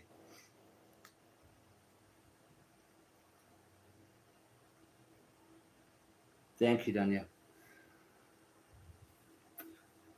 Oh, you guys are ready to go? It's up to you. Be careful what you guys say. I just realized that I have not finished this one before. I can do it now, I can do it later. Either way is fine with me. I'm happy that I see this because this is 24 minutes more of Janie actually that I haven't covered. Now, here's the deal, man. I'm pretty sure that her voice is not the most likable, the most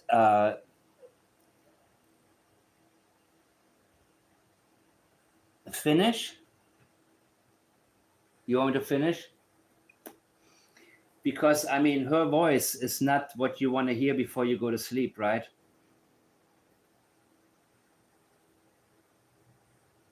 Okay. All right. So her voice, and you know what? Remember the video that she made herself with Daniel when she walked down the pipeline? Her voice was different. I can guarantee you that somebody shared with her. Is who is Mike Damon? Who's Mike the Man? He sounds nothing like me. And maybe she saw the comments and then, Daniel, I don't sound like that. And maybe Daniel said, okay. What do you mean, okay? And I think somebody may have said to her, just, speak softer. Especially when you talk about 2 missing children. You know what I mean? So I think that her voice was really, really sweet compared to, not sweet, but sweet compared to how she sounded before.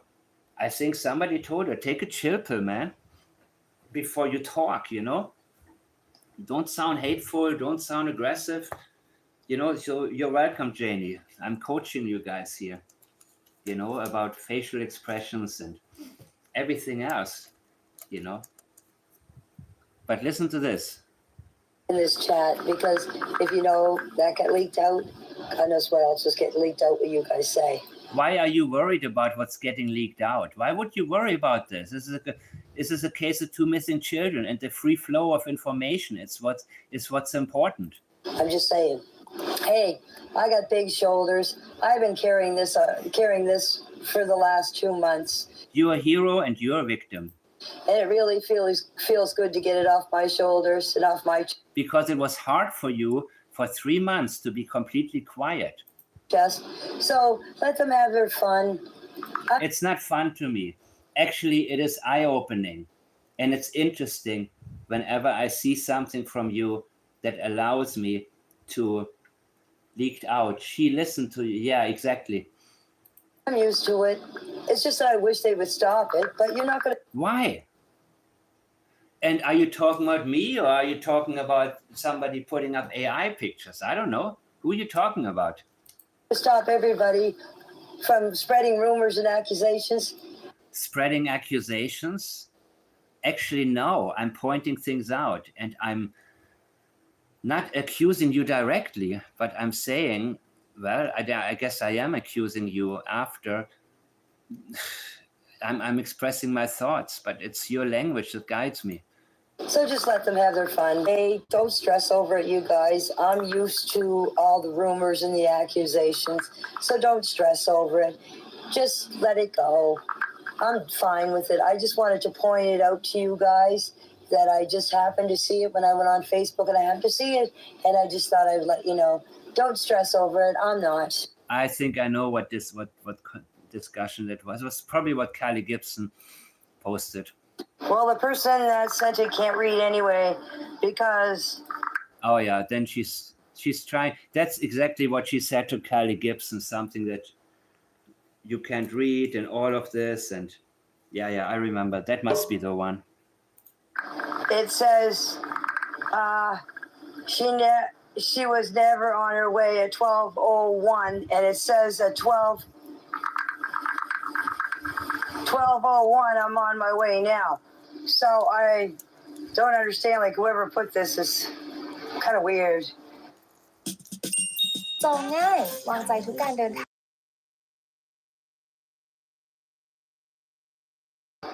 I corrected myself, so it don't really matter. Let me give you a little word of advice. It's a chat room. You can't trust anybody in a chat room because there's people that just want to just keep things going. They just find the least little the what? They find the least little what? Let's hear it. The least little thing to pick at. The least little thing to pick at. And they just want to get it out there. So, yeah. And I corrected myself in here so many times. Doesn't matter if you said it first. I'm curious. And I'm also curious why you feel the need to correct yourself. That makes it even more sensitive. But oh, guys, feel free to send me whatever is going on, whatever is interesting. You know what I mean? Because I chose the option, like when YouTube suggests to me certain channels, I hit the don't recommend channel. I don't even want to see it anymore. You know what I mean? I don't want to see it. I want only the important stuff that's worth looking at. It's okay. There's nothing I could do about it. The neighbor, yes, was the one that said we had the party. And to take the heat off of him, yes. What was he accused of? Why would he take the heat off of him? He said that he heard a vehicle come and go. Initially, he may have assumed there was a party. Why did he assume that? That's not what the article states. The article states, and I'm pretty sure when she interviewed the neighbor, she asked him, how do you know it was a party? Think hard, just tell us what you heard.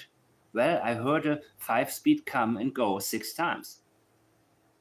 So I guess I made an assumption. So let's forget about the party thing. That was my assumption, but I can tell you what I heard. And how do you know, how are you? So that neighbor is a witness. How are you going to tell us what his motivation was? We want to hear from the witness. You can't get into his mind and then try to tell us we need to disregard him. Been in trouble before with the law. So what? That's why he wants to be anonymous. Yes. He knows he knew that Jack and Lily lived here because the kids went the same bus together. He has 2 boys. And yes, the RCMP probably did question him. No, Malaya was not close to any of the neighbors. Nobody came here to visit Malaya, not even her friends, only her grandmother and her mother every now and then. And her half-brother, Joe? Hey. Making supper for me and Daniel. You know, mama's job. Look after your kids.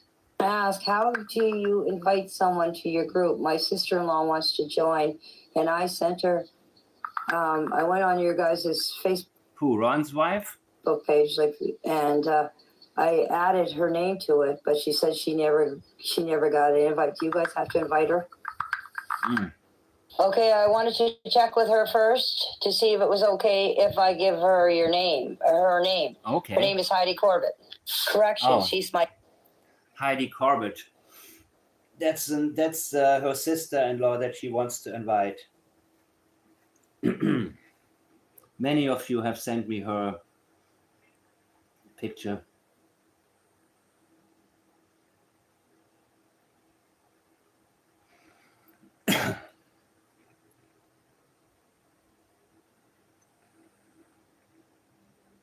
Give me 1 second, guys.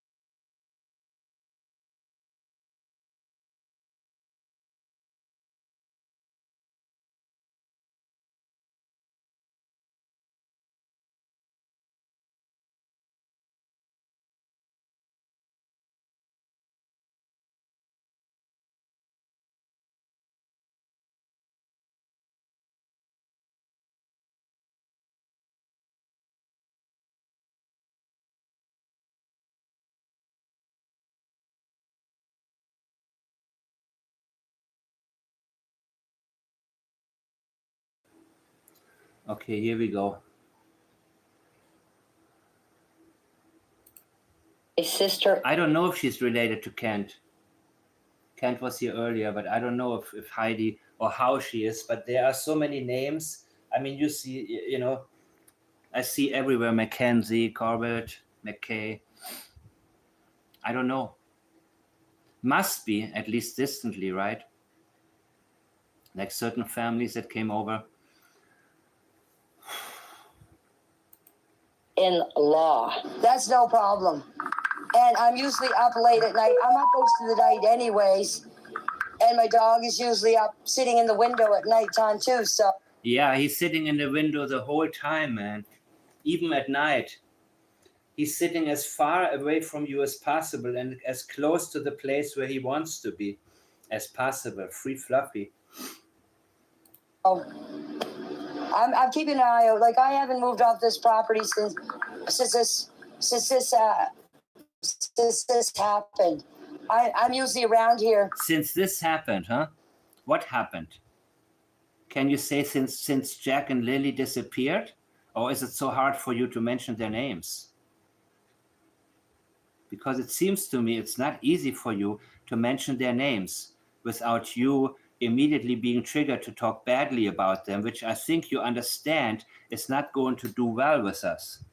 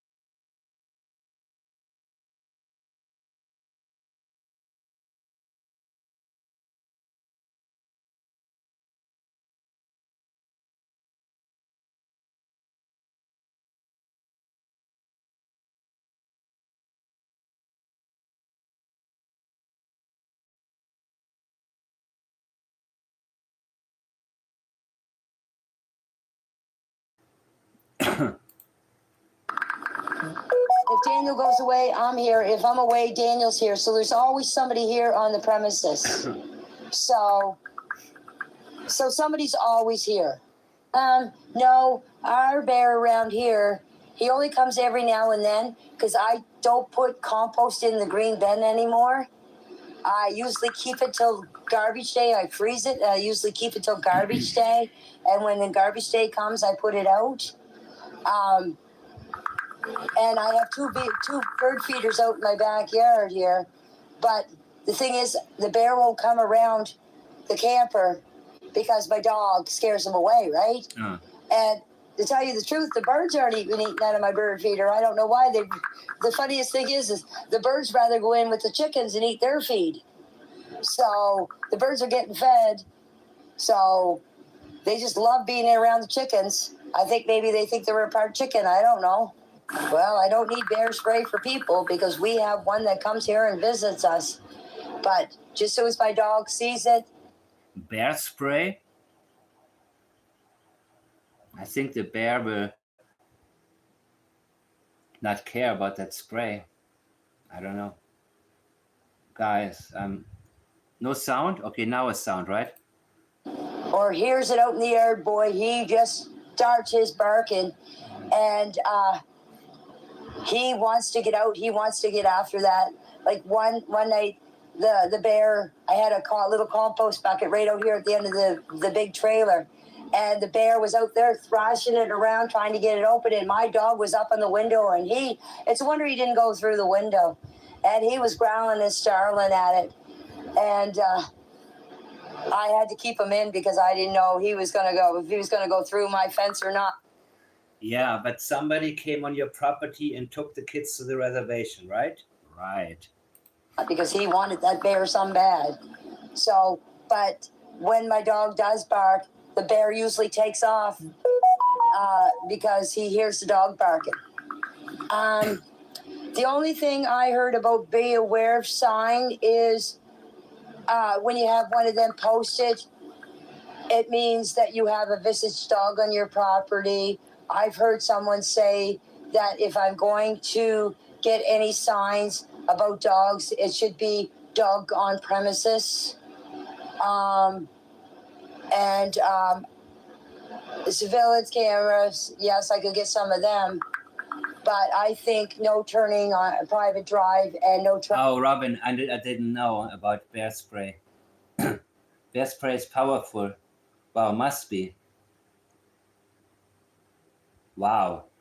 Yeah, I had no idea.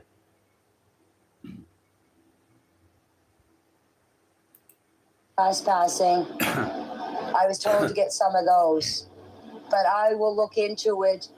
I will look on the internet to see what my best solution is to this problem. Wow.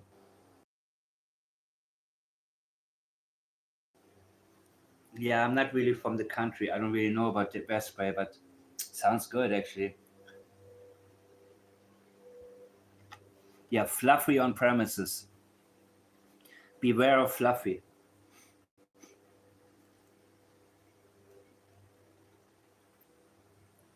Fluffy's property.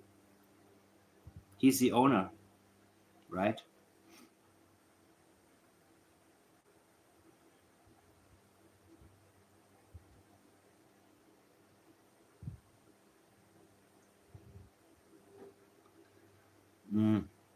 Great.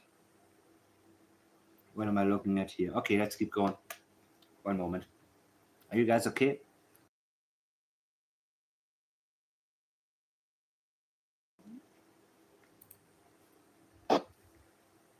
It is a good idea, though. You would catch whoever turns in your driveway, but I don't know if you'd have to pay for damages or not because it's on your property and they're not supposed to be in your driveway. If you get, next time I get to town, I'm going to get some signs, no trespassing signs and no turning private drive. So when they're posted, people will have to stop turning in my driveway.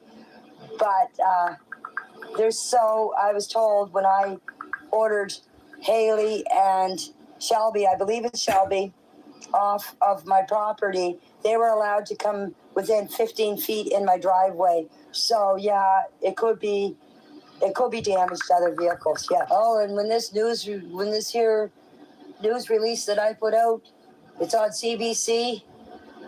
I think it's national wide. I'm not sure. I know it's CBC. When people were driving by here, they were slowing right down, and because they seen the van, they parked it on the side of the road. So after this here is broadcasted, I don't know when. She doesn't know when she'll do it, but apparently mine and Darren's interview are supposed to be one right after the other. I don't know when it'll be on. She's gonna get in contact with me and to see if there's anything else that she wants to ask me. So I have no idea. But yeah, once this here goes out, all the news people that I've told to get off my property before will be all back again. So I'm just going to have a good time telling them to get all off my property because I already told it to one news person. I'm not going to go and tell it to everybody else again because they'll share it anyway. So, and it'll get all out there anyway. So no, just speaking to one person, telling them is going to get it out there. No, I don't want to put chains across my driveway. I'm too lazy to get in and out to unlock them. And besides, they can come across my lawn if they want to anyways. Someone suggested that I take an old rubber tire and put tacks in it, put it at the end of my driveway. But knowing me, how stupid I am, if I took a vehicle out, I'd be buying brand new tires all the time because I would be that stupid enough to forget them.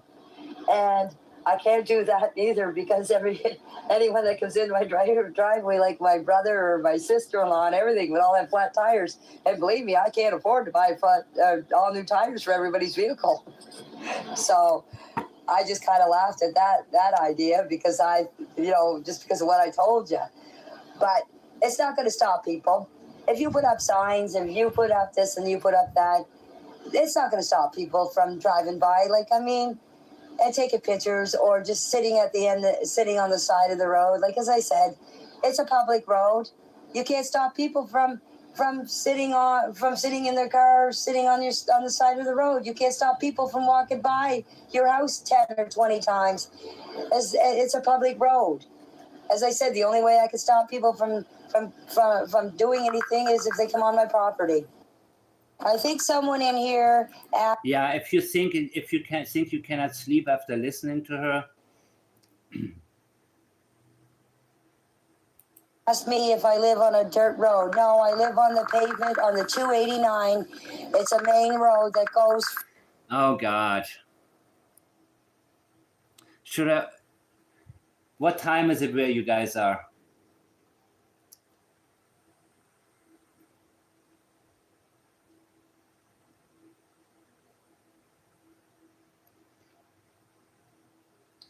Fluffy is less scared of a bear than of her. I agree. Oh, okay. What time do you usually go to sleep?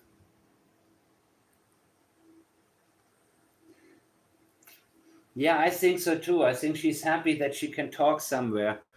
I think that she's happy when she gets softball questions and people, people want to have her on, and so they pretend to believe her, or I guess they believe her,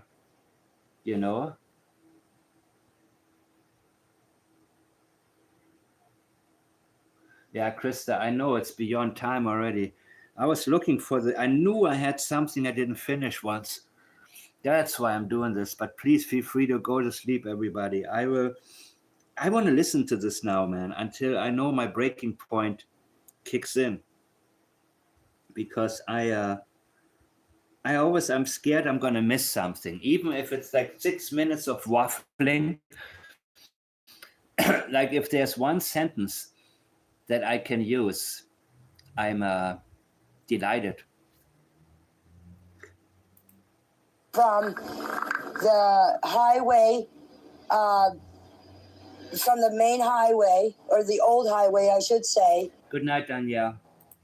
The old highway. I had so much coffee, man. That's the problem. So you tell me when to stop. And it goes through Pleasant Valley, through Middle River, through Lyric, and goes all the way out through Muscadabbit, through Middle Muscadabbit, through Upper Muscadabbit, or Stewiacke, all the way out through, like it goes it brings you out to Brookfield. So it's a main drag from going from the old highway through to Brookfield. And this road is traveled. Oh God! Truckers travel it when the season's open. They travel back and forth here. And since this all started, when my dog hears something, I let my dog out first before I go out. So if there's anything out there, or anybody out there, they know I have a dog. So I think I need to. I have a dog for, so if anybody's around. I'm ready to go to sleep, man. I wish you guys a good night. I will continue the next time. Please make sure, send me whatever you guys have, okay? Krista, Julia, thank you so much for being here. Thank you, Daniel. Thank you, everybody. I think, please let me know if I'm missing something. I'm no longer paying attention to all of these channels because it's just, it's sidetracking. But whenever you see something, when you see anything or hear anything that stands out to you, or there's a subject matter that you're interested in, like Nicole, what's her name? Nicole Kissinger? No, not Kissinger. Something like that, just feel free to send it my way and send me a mini analysis. Just use a Plaid system. That way it's going to be very easy to highlight whatever you think stands out immediately. And let me leave you with a couple of fluffy images, because there are, I haven't gotten all of them. Plaids, fluffy.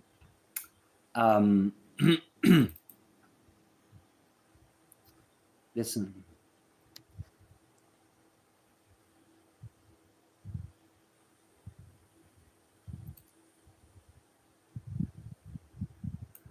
Listen, guys, I will see you next time. Have a good night, people.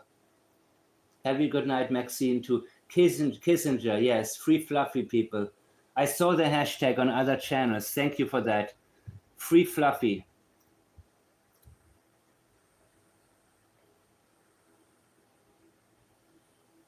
Don't argue with them. If they say something stupid, just go hashtag free fluffy. You know what I mean?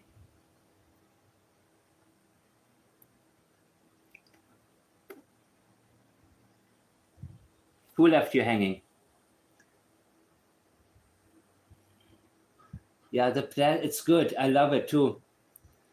Keep it in mind, guys, and you can do it. Just go ahead and take any time. So take any, hashtag demand. Thank you for that. Yeah, you can use it.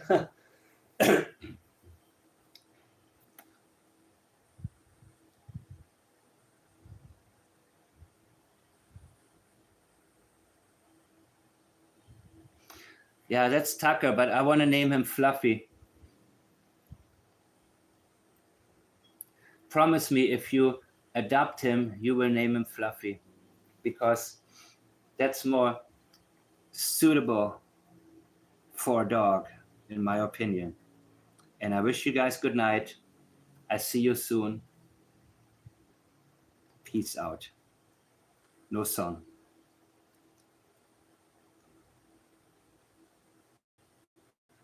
Am I still here? Yes, I want to see the free fluffies.